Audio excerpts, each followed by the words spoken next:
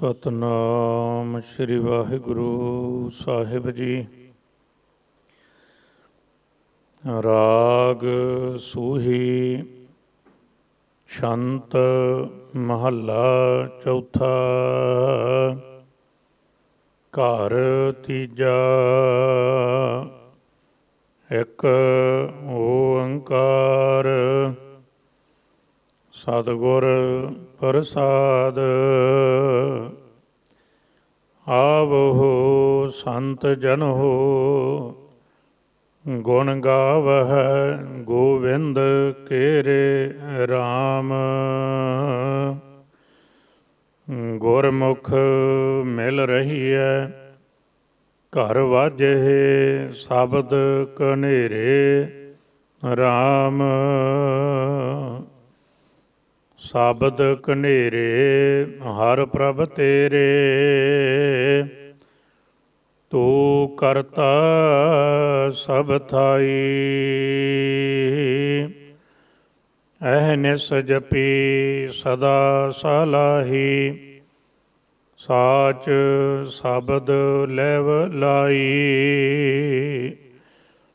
आनंदन सहज रहे रंग राता राम नाम हृद पूजा। नानक गुरमुख एक पछाण अवर ना जान दूजा।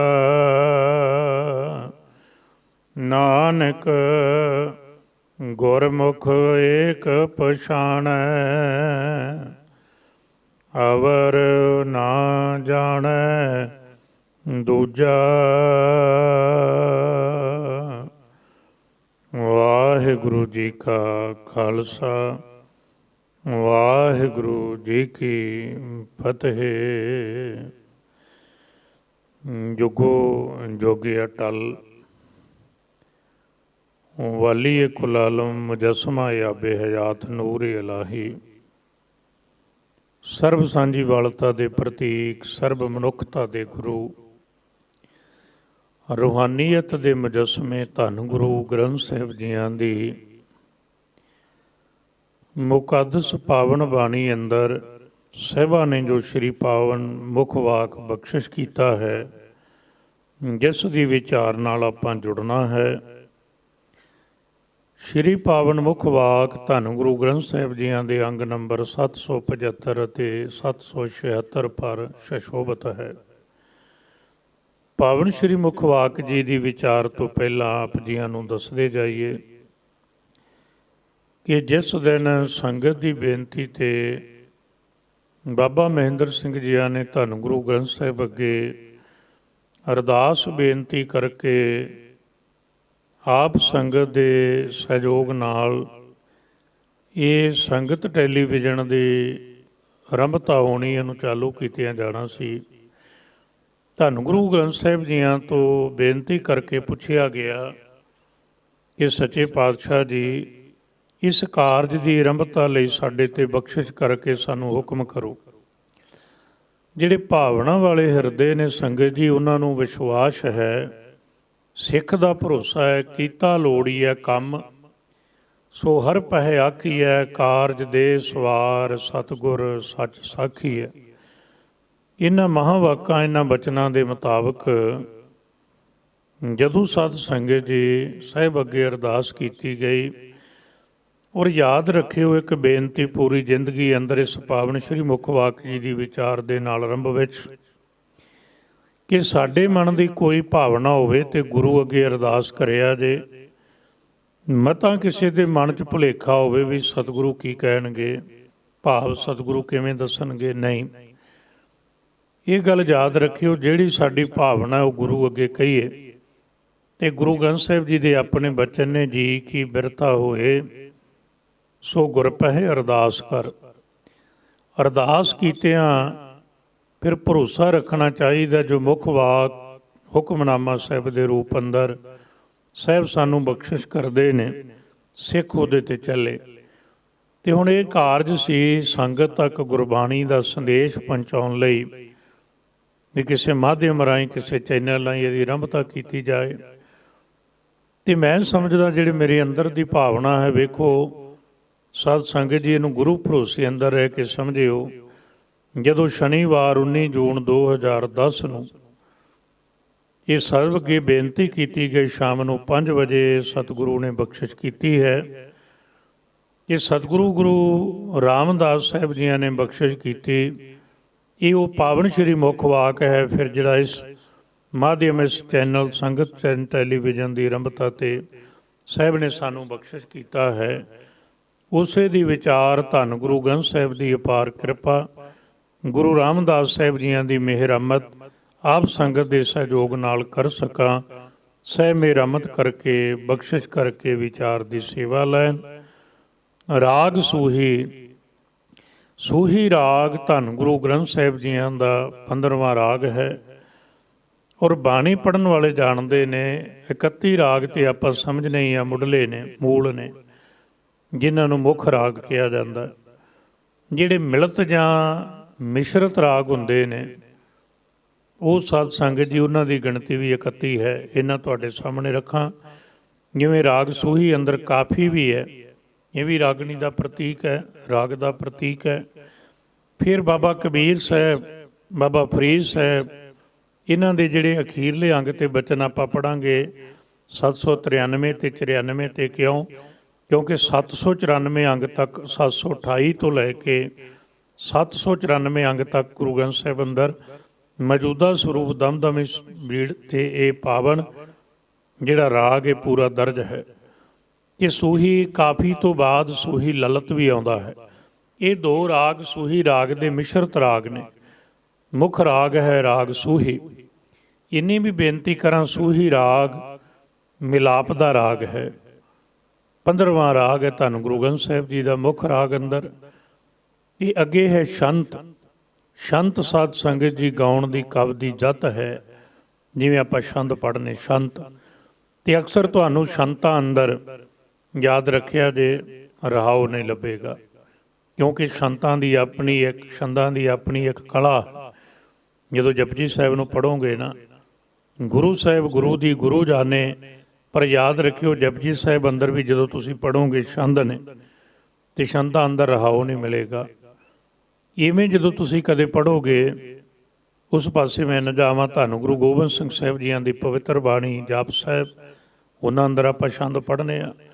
ਉਹ ਵੱਖਰੀ ਗੱਲ ਹੈ ਕਿ ਸਾਡੀ ਸ਼੍ਰੇਣੀ ਨੂੰ, ਮੇਰੇ ਵਰਗਿਆਂ ਨੂੰ, ਨਿਮਾਣਿਆਂ ਨੂੰ ਨਾ ਸਾਨੂੰ ਛੰਦਾਂ ਦਾ ਪਤਾ ਹੈ, ਨਾ ਕੋਈ ਪਿੰਗਲ ਕਵ ਦੀ ਸਮਝ ਹੈ, ਨਾ ਹੀ ਕੋਈ ਡੂੰਘੀ ਸਾਨੂੰ ਵਿਆਕਰਨਕ ਸਮਝ ਹੈ। ਉੱਪਰ ਤੇ ਅਸੀਂ ਕਹਿ ਰਹੇ ਹਾਂ। ਜਦੋਂ ਇਹ ਗੱਲ ਵੇਖਾਂਗੇ ਤੇ ਸਾਡੇ ਸਾਹਮਣੇ ਆਏਗੀ ਇਹ ਬਾਣੀ ਛੰਤਾਂ ਅੰਦਰ ਹੈ। 4 ਛੰਤ ਨੇ, 4 ਬੰਦ ਨੇ ਇਸ ਪਾਵਨ ਸ਼੍ਰੀ ਮੁੱਖ ਵਾਕ ਦੇ। ਰਾਗ ਸੂਹੀ ਛੰਤ ਮਹੱਲਾ ਚੌਥਾ। ਔਰ ਮੈਂ ਵੀ ਤੁਹਾਡੇ ਸਾਹਮਣੇ ਬੇਨਤੀ ਕਰਨੀ ਸੰਗਤ ਜੀ, ਧੰਨ ਗੁਰੂ ਰਾਮਦਾਸ ਸਾਹਿਬ ਜਿਨ੍ਹਾਂ ਨੇ ਸਾਡੇ ਤੇ ਮਿਹਰਮਤ ਕੀਤੀ ਹੈ ਨਾ, ਵੇਖੋ ਲੰਮਾ ਟਾਈਮ 28 ਸਾਲ ਤੋਂ ਉੱਪਰ ਉਹਨਾਂ ਨੇ ਗੁਰੂ ਚਰਨਾਂ 'ਚ ਸੇਵਾ ਕਮਾਈ। ਇੱਕ ਗੱਲ ਜਿਹੜੀ ਆਰੰਭ ਵਿੱਚ ਬਹੁਤ ਜ਼ਰੂਰੀ ਹੈ ਨਾਲ, ਵੇਖੋ ਇਹ ਸੰਤਾਂ ਦੀ ਖੇਡ, ਭਾਵ ਇਹ ਅੰਦਰ ਦਾ ਅਧਿਆਤਮਿਕ ਗਿਆਨ ਸਮਝ ਹੈ, ਬਖਸ਼ਿਸ਼ ਹੈ। 30 ਦੇ 30 ਰਾਗਾਂ 'ਚ ਗੁਰੂ ਰਾਮਦਾਸ ਸਾਹਿਬ ਦੀ ਬਾਣੀ ਮਿਲੇਗੀ ਤੁਹਾਨੂੰ। ਗੁਰੂ ਨਾਨਕ ਸਾਹਿਬ ਦੀ ਬਾਣੀ 19 ਰਾਗਾਂ 'ਚ ਹੈ। ਗੁਰੂ ਅਮਰਦਾਸ ਸਾਹਿਬ ਜੀਆਂ ਦੀ ਬਾਣੀ 17 ਰਾਗਾਂ 'ਚ ਹੈ। ਗੁਰੂ ਅੰਗਦ ਦੇਵ ਸਾਹਿਬ ਸੱਚੇ ਪਾਤਸ਼ਾਹ ਦੇ ਕੇਵਲ ਸ਼ਲੋਕ ਨੇ। ਗੁਰੂ ਰਾਮਦਾਸ ਸਾਹਿਬ ਸੱਚੇ ਪਾਤਸ਼ਾਹ 7 ਸਾਲ ਗੁਰਤਾ ਗੱਦੀ ਤੇ ਰਹੇ ਨੇ, 1574 ਤੋਂ 1574 ਤੋਂ 1581 ਤੱਕ। ਇਹ 7 ਸਾਲਾਂ ਅੰਦਰ 30 ਰਾਗਾਂ 'ਚ ਅੰਮ੍ਰਿਤ ਬਾਣੀ ਉਚਾਰੀ ਹੈ। ਇਹ ਰਾਗ ਕਿੱਥੋਂ ਆਏ? ਕਿਹੜੇ ਪ੍ਰੋਫੈਸਰ ਕੋਲੋਂ ਸਿੱਖੇ, ਕਿਹੜੇ ਉਸਤਾਦ ਕੋਲੋਂ ਸਿੱਖੇ? ਨਹੀਂ, ਗੁਰੂ ਜੋਤ ਹੈ, ਨਿਰੰਕਾਰੀ ਜੋਤ ਹੈ, ਆਪ ਨਾਰਾਇਣ ਕਲਾ ਧਾਰ ਹੈ, ਜੋਤ ਰੂਪ ਹਰ ਆਪ ਗੁਰੂ ਨਾਨਕ ਕਹਾਇਓ ਹੈ। ਇਸ ਲਈ ਉਹ ਸਾਰੀ ਬਖਸ਼ਿਸ਼, ਕਿਉਂਕਿ ਸਾਰਾ ਗਿਆਨ, ਸਾਰੀ ਸਮਝ, ਸਾਰਾ ਪ੍ਰਕਾਸ਼ ਨਿਰੰਕਾਰ ਤੋਂ ਆਉਂਦਾ ਹੈ, ਤੇ ਨਿਰੰਕਾਰ ਦੇ ਹੀ ਜੋਤ ਰੂਪ ਹੈ ਗੁਰੂ। ਇਸ ਲਈ ਗੁਰੂ ਰਾਮਦਾਸ ਸਾਹਿਬ ਜੀ ਇਸ ਭਾਵਨ ਰਾਗ ਅੰਦਰ, ਸ਼ੰਤਾਂ ਅੰਦਰ ਮਹੱਲਾ ਚੌਥਾ ਗੁਰੂ ਰਾਮਦਾਸ ਸਾਹਿਬ, ਚੌਥੇ ਰੂਪ ਅੰਦਰ ਗੁਰੂ ਨਾਨਕ ਸਾਹਿਬ, ਗੁਰੂ ਰਾਮਦਾਸ ਸਾਹਿਬ ਦੇ ਰੂਪ ਅੰਦਰ ਕਿਰਪਾ ਕਰਦੇ ਨੇ। ਘਰ ਤੀਜਾ ਇਸ ਪਾਵਨ ਬਾਣੀ ਨੂੰ ਤੀਸਰੇ ਘਰ ਅੰਦਰ, ਤੀਸਰੇ ਤਾਲ ਅੰਦਰ ਗਾਉਣ ਦਾ ਆਦੇਸ਼ ਤੇ ਉਪਦੇਸ਼ ਹੈ। ਇੱਕ ਓੰਕਾਰ, ਇੱਕ ਮਾਲਕ ਪ੍ਰਮਾਤਮਾ ਹੈ। ਇੰਨੀ ਬੇਨਤੀ ਕਰਾਂ, ਇਹਨੂੰ ਨਾ ਏਕਮ ਪੜ੍ਹਨਾ, ਨਾ ਏਕੋ ਪੜ੍ਹਨਾ, ਨਾ ਏਕੰ ਪੜ੍ਹਨਾ। ਇੱਕ ਬਿਲਕੁਲ ਸਕਿੰਟ ਦਾ ਵੀ 30ਵਾਂ ਹਿੱਸਾ ਰੁਕਣਾ, ਸਕਿੰਟ ਦਾ ਵੀ। ਇੱਕ ਓੰਕਾਰ, ਇੱਕ ਹਿੰਦਸਾ ਹੈ। ਓੰਕਾਰ 3 ਸ਼ਬਦਾਂ ਦਾ ਜੋੜ ਹੈ, ਓਕਾਰ ਆਕਾਰ ਮਕਾਰ। ਭਾਵ ਜਿਸ ਤੋਂ ਜਨਮ ਹੁੰਦਾ, ਜਿਹ ਤੋਂ ਜੀਵਨ ਚੱਲਦਾ ਹੈ, ਜਿਹਦੇ ਵਿੱਚ ਲਹਿ ਹੋਈ ਦਾ, ਜਿਸ ਤੋਂ ਮੌਤ ਆਉਂਦੀ, ਉਹ ਮਾਲਕ ਪ੍ਰਮਾਤਮਾ ਹੈ, ਓੰਕਾਰ।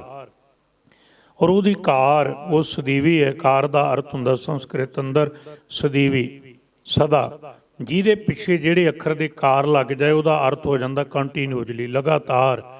ਇੱਕ ਓੰਕਾਰ, ਇੱਕ ਮਾਲਕ ਪ੍ਰਮਾਤਮਾ ਹੈ ਜੋ ਸਭ ਦਾ ਸਤ ਸੰਗਤ ਜੀ ਪਾਲਣਹਾਰ ਹੈ, ਸਭ ਨੂੰ ਜਨਮ ਦੇਣਹਾਰ ਹੈ, ਸਭ ਨੂੰ ਲੈ ਕਰਨਹਾਰ ਹੈ। ਉਸੇ ਦੀ ਸਾਰੀ ਕਾਰ ਹੈ। ਆ ਸਾਰੀ ਸ੍ਰਿਸ਼ਟੀ ਉਸ ਦੀ ਕ੍ਰਿਤ ਹੈ। ਮਿਲਦਾ ਕਿੱਦਾਂ? ਸਤਿਗੁਰ ਪ੍ਰਸਾਦ। ਐਸਾ ਮਾਲਕ ਪ੍ਰਮਾਤਮਾ ਸਤਿਗੁਰੂ ਦੀ ਕਿਰਪਾ, ਸਤਿਗੁਰੂ ਦੀ ਮਿਹਰਮਤ ਨਾਲ ਪ੍ਰਾਪਤ ਹੁੰਦਾ ਹੈ। ਸਾਹਿਬ ਗੁਰੂ ਰਾਮਦਾਸ ਸਾਹਿਬ ਕਿਰਪਾ ਕਰਦੇ ਨੇ। ਆਵਹੁ ਸੰਤ ਜਨਹੁ ਗੁਣ ਗਾਵਹਾ ਗੋਬਿੰਦ ਕੇਰੇ ਰਾਮ। ਸਾਹਿਬ ਕਹਿਣ ਲੱਗੇ, ਆਵੋ ਸੰਤ ਜਨੋ, ਗੁਰਮੁਖ ਜਨੋ, ਕਿ ਆ ਕੇ ਕੀ ਕਰੀਏ? ਬੇਨਤੀਆਂ ਬੜੇ ਪਿਆਰ ਨਾਲ ਸਮਝਿਓ। ਗੁਰਮੁਖ ਜਨ ਇਕੱਠੇ ਹੋਣ ਤੇ ਕਰਨਾ ਕੀ ਚਾਹੀਦਾ? ਭਾਈ ਸਾਹਿਬ ਭਾਈ ਗੁਰਦਾਸ ਸਾਹਿਬ ਨੂੰ ਪੁੱਛਿਓ, ਕਹਿੰਦੇ ਜਦੋਂ ਭਗਤ ਸੈਣ ਜੀ ਦੇ ਘਰ ਰੱਬ ਦੇ ਪਿਆਰੇ ਆਏ ਤੇ ਉਹਨਾਂ ਕੋਈ ਗੱਪਾਂ ਨਹੀਂ ਮਾਰੀਆਂ, ਉਹਨਾਂ ਕੋਈ ਦੁਨਿਆਵੀ ਗੱਲ ਨਹੀਂ ਕੀਤੀ। ਆਏ ਸੰਤ ਪਰਾਹੁਣੇ ਕੀਰਤਨ ਹੋਆ ਰੈਣ ਸਬਾਈ। ਸਬਾਈ ਦਾ ਮੀਨ ਸਾਰੀ ਰਾਤ ਰੱਬੀ ਕੀਰਤਨ ਹੁੰਦਾ ਰਿਹਾ, ਰੱਬੀ ਜਸ ਹੁੰਦਾ ਰਿਹਾ। ਉਹ ਪਾਠ ਰੂਪ ਅੰਦਰ ਵੀ ਹੋ ਸਕਦਾ ਹੈ, ਉਹ ਗਾਇਨ ਰੂਪ 'ਚ ਵੀ ਹੋ ਸਕਦਾ, ਉਹਦੀ ਵਿਚਾਰ ਵੀ ਹੋ ਸਕਦੀ ਹੈ, ਉਹਦਾ ਸਿਮਰਨ ਵੀ ਹੋ ਸਕਦਾ, ਇੱਕ ਸ਼ਬਦ ਦਾ ਅਭਿਆਸ ਵੀ ਹੋ ਸਕਦਾ। ਇਹ ਸਾਰਾ ਉਹਦਾ ਜਸ ਹੈ। ਇਸ ਲਈ ਸਾਹਿਬ ਗੁਰੂ ਰਾਮਦਾਸ ਸਾਹਿਬ ਕਹਿੰਦੇ, ਆਵ ਹੋ ਸੰਤ ਜਨ ਹੋ। ਇਹ ਗੁਰਮੁਖ ਜਨੋ, ਸੰਤ ਜਨੋ ਆਓ। ਕਿ ਆ ਕੇ ਕਰਨਾ ਕੀ ਹੈ? ਗੁਣ ਗਾਵ ਹੈ ਗੋਬਿੰਦ ਕੇਰੇ ਰਾਮ। ਕਹਿੰਦੇ ਆਓ ਤੇ ਇਕੱਠੇ ਹੋ ਕੇ ਪ੍ਰਭੂ ਦੇ, ਮਾਲਕ ਦੇ, ਗੋਬਿੰਦ ਦੇ, ਗੋ ਕਹੀਏ ਧਰਤੀ, ਬਿੰਦ ਕਹੀਏ ਜੀ ਤੋਂ ਪੈਦਾ ਹੋਏ। ਉਹ ਮਾਲਕ ਪ੍ਰਮਾਤਮਾ ਜਿਸ ਨੇ ਸਭ ਨੂੰ ਪੈਦਾ ਕੀਤਾ, ਪੈਦਾ ਕਰਨਹਾਰ ਹੈ, ਉਹਦੇ ਗੁਣ ਗਾਈਏ। ਤੇ ਗੁਣ ਗਾ ਕੇ ਹੁਣ ਬੰਦੇ ਦੇ ਨਾ ਜੀ, ਅੱਜ ਦੇ ਬੰਦੇ ਦਾ ਸੁਭਾਅ ਹੈ, ਇਹਦੀ ਫਿਤਰਤ ਹੈ, ਇਹ ਪੁੱਛਦਾ ਵੀ ਜੇ ਆਹ ਕੰਮ ਕਰੀਏ ਤੇ ਮਿਲੇਗਾ ਕੀ? ਸਾਹਿਬ ਅੱਗੇ ਦੱਸਦੇ ਨੇ ਵੀ ਗੁਣ ਗਾਵਾਂਗੇ ਤੇ ਮਿਲੇਗਾ ਕੀ? ਕਹਿਣ ਲੱਗੇ ਜਦੋਂ ਮਾਲਕ ਪ੍ਰਮਾਤਮਾ ਨਾਲ ਜੁੜਾਂਗੇ, ਉਹਦੇ ਗੁਣ ਗਾਵਾਂਗੇ। ਤੇ ਗਾਉਣੇ ਕਿੱਦਾਂ ਹੈ? ਗੁਰਮੁਖ ਮਿਲ ਰਹੀ ਹੈ, ਗੁਰੂ ਦੇ ਬਚਨ ਨਾਲ ਜੁੜ ਕੇ ਰਹੀਏ। ਗੁਰਮੁਖ, ਮੁਖ ਦੇ ਖੱਖੇ ਦੀ ਸਿਹਾਰੀ ਕਹਿੰਦੀ ਗੁਰੂ ਦੇ ਮੁਖ ਦੁਆਰਾ, ਗੁਰੂ ਦੇ ਬਚਨ ਦੁਆਰਾ, ਗੁਰੂ ਦੇ ਸ਼ਬਦ ਦੁਆਰਾ ਜਦੋਂ ਪ੍ਰਮਾਤਮਾ ਦੇ ਗੁਣ ਗਾਵਾਂਗੇ ਨਾ। ਇੱਥੇ ਫਿਰ ਸੁਣਿਓ, ਹੁਣ ਜਿਹੜਾ ਮਾਲਕ ਪ੍ਰਮਾਤਮਾ ਜਿਹਨੂੰ ਅਸੀਂ ਜਾਣਦੇ ਹੀ ਨਹੀਂ, ਉਹ ਕਿਹੋ ਜਿਹਾ ਹੈ, ਕਿੱਦਾਂ ਦਾ ਹੈ, ਕਿੱਡਾ ਸਮਰੱਥ ਹੈ, ਕਿਹੋ ਜਿਹਾ ਦਿਸਦਾ ਹੈ। ਹੁਣ ਰੂਪ ਨਾ ਰੰਗ ਨਾ ਰੇਖ, ਇਹ ਤਿੰਨਾਂ ਤੋਂ ਭਿੰਨ ਹੈ। ਤੇ ਉਹ ਗੁਣ ਤੇ ਪ੍ਰਭ ਭਿੰਨ ਹੈ ਨਾ। ਤੇ ਕਲਗੀ ਵਾਲੇ ਪਾਤਸ਼ਾਹ ਦੇ ਬਚਨ ਨੇ, ਚੱਕਰ ਚਿਹਨ ਅਰ ਬਰਨ ਜਾਤ ਅਰ ਪਾਤ ਨਹਿਨ ਜਿਹ, ਰੂਪ ਰੰਗ ਅਰ ਰੇਖ ਭੇਖ, ਕੋ ਕਹਿ ਨਾ ਸਕਤ ਕੇਹ। ਕੋਈ ਦੱਸ ਹੀ ਨਹੀਂ ਸਕਦਾ। ਤੇ ਬੜੇ ਧਿਆਨ ਨਾਲ ਸੁਣਿਓ, ਜਿਹੜੇ ਪ੍ਰਭੂ ਬਾਰੇ ਅਸੀਂ ਜਾਣਦੇ ਨਹੀਂ, ਉਹ ਕਿੱਦਾਂ ਦਾ ਦਿਖਦਾ, ਉਹਦਾ ਰੰਗ ਰੂਪ ਕਿੱਦਾਂ ਦਾ ਹੈ, ਉਹਦੀ ਕਲਾ ਕੀ ਹੈ, ਉਹਦਾ ਐਡਰੈਸ ਕੀ ਹੈ, ਉਹਦੇ ਗੁਣ ਕੀ ਗਾਵਾਂਗੇ। ਜੇ ਉਹਦੇ ਗੁਣ ਗਾਉਣੇ ਆ ਤੇ ਫਿਰ ਗਾਏ ਜਾਣਗੇ ਗੁਰੂ ਦੁਆਰਾ, ਕਿਉਂਕਿ ਗੁਰੂ ਦਾ ਜੋਤ ਰੂਪ ਹੈ। ਜਿਵੇਂ ਆਪਾਂ ਆਰੰਭ ਵਿੱਚ ਸਮਝਿਆ, ਗੁਰੂ ਉਸੇ ਦਾ ਰੂਪ ਹੈ। ਉਹ ਨਿਰਗੁਣ ਰੂਪ ਹੈ, ਗੁਰੂ ਸਰਗੁਣ ਰੂਪ ਹੈ। ਜਾਂ ਇਹ ਕਹੀਏ ਕਿ ਮਾਲਕ ਪ੍ਰਮਾਤਮਾ ਅੰਦਰ ਵੀ ਦੋਵੇਂ ਗੁਣ ਨੇ, ਨਿਰਗੁਣ ਤੇ ਸਰਗੁਣ। ਤੇ ਗੁਰੂ ਵੀ ਉਹਦੀ ਜੋਤ ਲੈ ਕੇ ਸਤਿਗੁਰੂ ਆਏ ਨੇ। ਇਸ ਲਈ ਗੁਰਮੁਖ ਮਿਲ ਰਹੀ ਹੈ, ਗੁਰੂ ਦੇ ਸ਼ਬਦ ਦੁਆਰਾ, ਗੁਰੂ ਦੇ ਬਚਨ ਦੁਆਰਾ ਉਹਦੇ ਨਾਲ ਮਿਲ ਰਹੀ ਹੈ। ਤੇ ਮਿਲ ਰਵਾਂਗੇ। ਹੋਏਗਾ ਕੀ? ਘਰ ਵਾਜੇ ਸ਼ਬਦ ਘਨੇਰੇ ਰਾਮ। ਘਰ ਦੇ ਫਿਰ ਆਰੇ ਨੂੰ ਸਿਹਾਰੀ ਹੈ। ਘਰ ਵਿੱਚ ਕਿਹੜਾ ਘਰ? ਜਿਹਨੂੰ ਸੱਚੇ ਪਾਤਸ਼ਾਹ ਨੇ ਕਿਹਾ ਘਰ ਮੈਂ ਹੈ ਘਰ ਦਿਖਾਏ ਦੇ, ਸੋ ਸਤਿਗੁਰ ਪੁਰਖ ਸੁਜਾਨ। ਜਿਹੜਾ ਸਰੀਰ ਰੂਪੀ ਘਰ ਵਿੱਚ ਹਿਰਦਾ ਰੂਪੀ ਘਰ ਵਿਖਾ ਦੇਵੇ, ਉਹ ਪ੍ਰਭੂ ਦੇ ਦਰਸ਼ਨ ਕਰਾ ਦੇਵੇ, ਉਹ ਸਤਿਗੁਰੂ ਸੁਜਾਨ ਹੈ, ਉਹ ਭਲਾ ਹੈ, ਉਹ ਸਰਵਉੱਚ ਹੈ, ਸਰਮੌਰ ਹੈ। ਘਰ ਵਾਜੇ ਫਿਰ ਹਿਰਦੇ ਰੂਪੀ ਘਰ ਅੰਦਰ ਸ਼ਬਦ ਘਨੇਰੇ ਰਾਮ। ਘਨੇਰੇ ਕਹੀਏ ਗਿਣਤੀ ਤੋਂ ਪਾਰ, ਭਾਵ ਫਿਰ ਹਿਰਦੇ ਅੰਦਰ ਉਹ ਆਤਮਿਕ ਧੁਨੀ, ਆਤਮਿਕ ਧੁਨ ਵੱਜਦੀ ਹੈ। ਕਦੋਂ ਵੱਜਦੀ ਹੈ? ਸਾਹਿਬ ਕਹਿੰਦੇ ਜਦੋਂ ਕੋਈ ਗੁਰੂ ਨਾਲ ਮਿਲ ਕੇ ਰਹਿੰਦਾ ਹੈ। ਤੇ ਗੁਰੂ ਨਾਲ ਮਿਲ ਕੇ ਰਿਹਾ, ਫਿਰ ਕੀ ਹੋਇਆ? ਸ਼ਬਦ ਘਨੇਰੇ ਹਰ ਪ੍ਰਭ ਤੇਰੇ, ਤੂੰ ਕਰਤਾ ਸਭ ਥਾਈ। ਜਿਹਦੇ ਹਿਰਦੇ ਅੰਦਰ ਸ਼ਬਦ ਘਨੇਰੇ ਵੱਜੇ, ਉਹ ਸ਼ਬਦ ਨਾਲ ਜੁੜਿਆ। ਇਹਨੂੰ ਕਦੇ ਵਿਸਤਾਰ ਕਰਾਂਗੇ, ਡਿਫਰੈਂਟ ਸਬਜੈਕਟ, ਵੱਖਰਾ ਵਿਸ਼ਾ ਹੈ। ਗੁਰੂ ਸਾਹਿਬ ਨੇ ਬਚਨ ਕਹੇ ਨਾ, ਆਨੰਦ ਸਾਹਿਬ ਅੰਦਰ ਵਾਜੇ ਪੰਜ ਸ਼ਬਦ ਤਿਤ ਘਰ ਸੁਭਾਗੈ। ਉਹ ਹਿਰਦਾ ਰੂਪੀ ਸੁਭਾਗਾਂ ਵਾਲਾ ਹੈ, ਬਹੁਤ ਸੁਭਾਗਾ ਹੈ, ਬਹੁਤ ਸ਼ੁਭ ਭਾਗਾਂ ਵਾਲਾ, ਚੰਗੇ ਭਾਗਾਂ ਵਾਲਾ, ਜਿਹੜੇ ਹਿਰਦੇ ਅੰਦਰ ਉਹ ਪੰਜੇ ਸ਼ਬਦ ਵੱਜਦੇ ਨੇ। ਉਹ ਧੁਨ ਸੁਣਦੀ ਹੈ, ਕਿਉਂਕਿ ਸਾਰੀ ਦੁਨੀਆ ਹੀ ਨਹੀਂ, ਧਰਤੀ ਨਹੀਂ, ਕੇਵਲ ਡਿਫਰੈਂਟ ਮੇਰਾ ਵਿਸ਼ਾ ਨਹੀਂ। ਪਰ ਯਾਦ ਰੱਖਿਓ, ਕਦੇ ਐਸਟ੍ਰੋਨਮੀ ਨੂੰ, ਖਗੋਲ ਵਿਗਿਆਨ ਨੂੰ ਪੜ੍ਹਨ ਵਾਲੇ ਸੱਜਣ, ਕਿਉਂਕਿ ਅੱਜ ਅਸੀਂ ਰੌਲਾ ਪਾਉਣੇ ਇਸ ਗੱਲ ਦਾ, ਸਾਇੰਸ ਬਾਹਰ ਦਾ ਗਿਆਨ ਨਹੀਂ, ਕੁਝ ਵੀ ਨਹੀਂ। ਜਦੋਂ ਗੁਰਮਤਿ ਦਾ ਨਜ਼ਰੀਆ ਜਾਂ ਗੁਰੂ ਗ੍ਰੰਥ ਸਾਹਿਬ ਦੀ ਬਾਣੀ ਦਾ ਅਧਿਐਨ ਕਰੋਗੇ ਤੇ ਸੱਚਾਈ ਹੈ, ਸਾਇੰਸ ਨੇ ਸੰਸਾਰ ਨੂੰ ਪਦਾਰਥ ਤੌਰ 'ਤੇ, ਭੌਤਿਕ ਤੌਰ 'ਤੇ ਸੌਖਿਆਂ ਕੀਤਾ, ਪਰ ਸੁਖੀ ਅਤੇ ਸ਼ਾਂਤ ਨਹੀਂ ਕੀਤਾ। ਉਹ ਹੋਣਾ ਜਦੋਂ ਉਹ ਸ਼ਬਦ ਨਾਲ ਜੁੜ ਗਿਆ। ਜਿਹੜੀ ਬੇਨਤੀ ਕਰਨ ਲੱਗਾ, ਨਾਲ ਉਹ ਸ਼ਬਦ ਦੀ ਧੁਨ ਕਰਕੇ ਕੀਤਾ ਪਸਾਓ ਇੱਕੋ ਕਵਾਓ। ਇਹਨੂੰ ਐਸਟ੍ਰੋਨਮੀ ਕਹਿੰਦੀ ਹੈ, ਬਿਗ ਬੌਂਗ, ਬਿਗ ਬਲਾਸਟ। ਉਹ ਬਿਗ ਬੌਂਗ ਕਰਕੇ ਸਭ ਕੁਝ ਹੋਂਦ ਵਿੱਚ ਆਇਆ। ਇਸ ਲਈ ਸ਼ਬਦ ਘਨੇਰੇ, ਸ਼ਬਦ ਦੀ ਤਾਕਤ ਹੈ। ਸਾਹਿਬ ਕਹਿਣ ਲੱਗੇ, ਉਹ ਮਾਲਕ ਪ੍ਰਮਾਤਮਾ ਜੀ, ਉਹ ਸ਼ਬਦ ਕਿਸੇ ਦੇ ਨਹੀਂ। ਸ਼ਬਦ ਘਨੇਰੇ ਹਰ ਪ੍ਰਭ ਤੇਰੇ, ਉਹ ਪ੍ਰਭੂ ਪ੍ਰਮਾਤਮਾ ਮਾਲਕ ਜੀ। ਹੁਣ ਪ੍ਰਭੂ ਕਹਿ ਦਿੱਤਾ ਤੇ ਨਾਲ ਹਰ ਕਹਿ ਦਿੱਤਾ। ਇਹ ਮਾਲਕ ਪ੍ਰਮਾਤਮਾ ਜੀ ਜਿਹੜਾ ਦੁੱਖਾਂ ਨੂੰ ਹਰਨ ਵਾਲਾ ਹੈ। ਹਰੀ ਵੀ ਕਹੀਦਾ ਜੀ ਤੋਂ ਸਭ ਕੁਝ ਹਰਿਆਵਲ ਵਿੱਚ ਆਉਂਦਾ, ਖੇੜਾ ਹੁੰਦਾ। ਹੁਣ ਕਲੋਰੋਫਿਲ ਵੀ ਤੇ ਦਰਖਤਾਂ ਦੇ ਪੱਤਿਆਂ 'ਚ ਉਹੀ ਪੈਦਾ ਕਰਦਾ, ਦਰਖਤ ਤਾਂ ਹੀ ਹਰੇ ਹੁੰਦੇ ਨੇ। ਉਹ ਹਰੀ ਰੂਪ ਹੈ, ਹਰ ਰੂਪ ਹੈ। ਉਹ ਦੁੱਖਾਂ ਨੂੰ ਹਰਦਾ ਹੈ, ਖਤਮ ਕਰਦਾ। ਦੁੱਖ ਬਿਨਸਦੇ ਨੇ ਉਹਦੇ ਸ਼ਬਦ ਨਾਲ ਜੁੜ ਕੇ।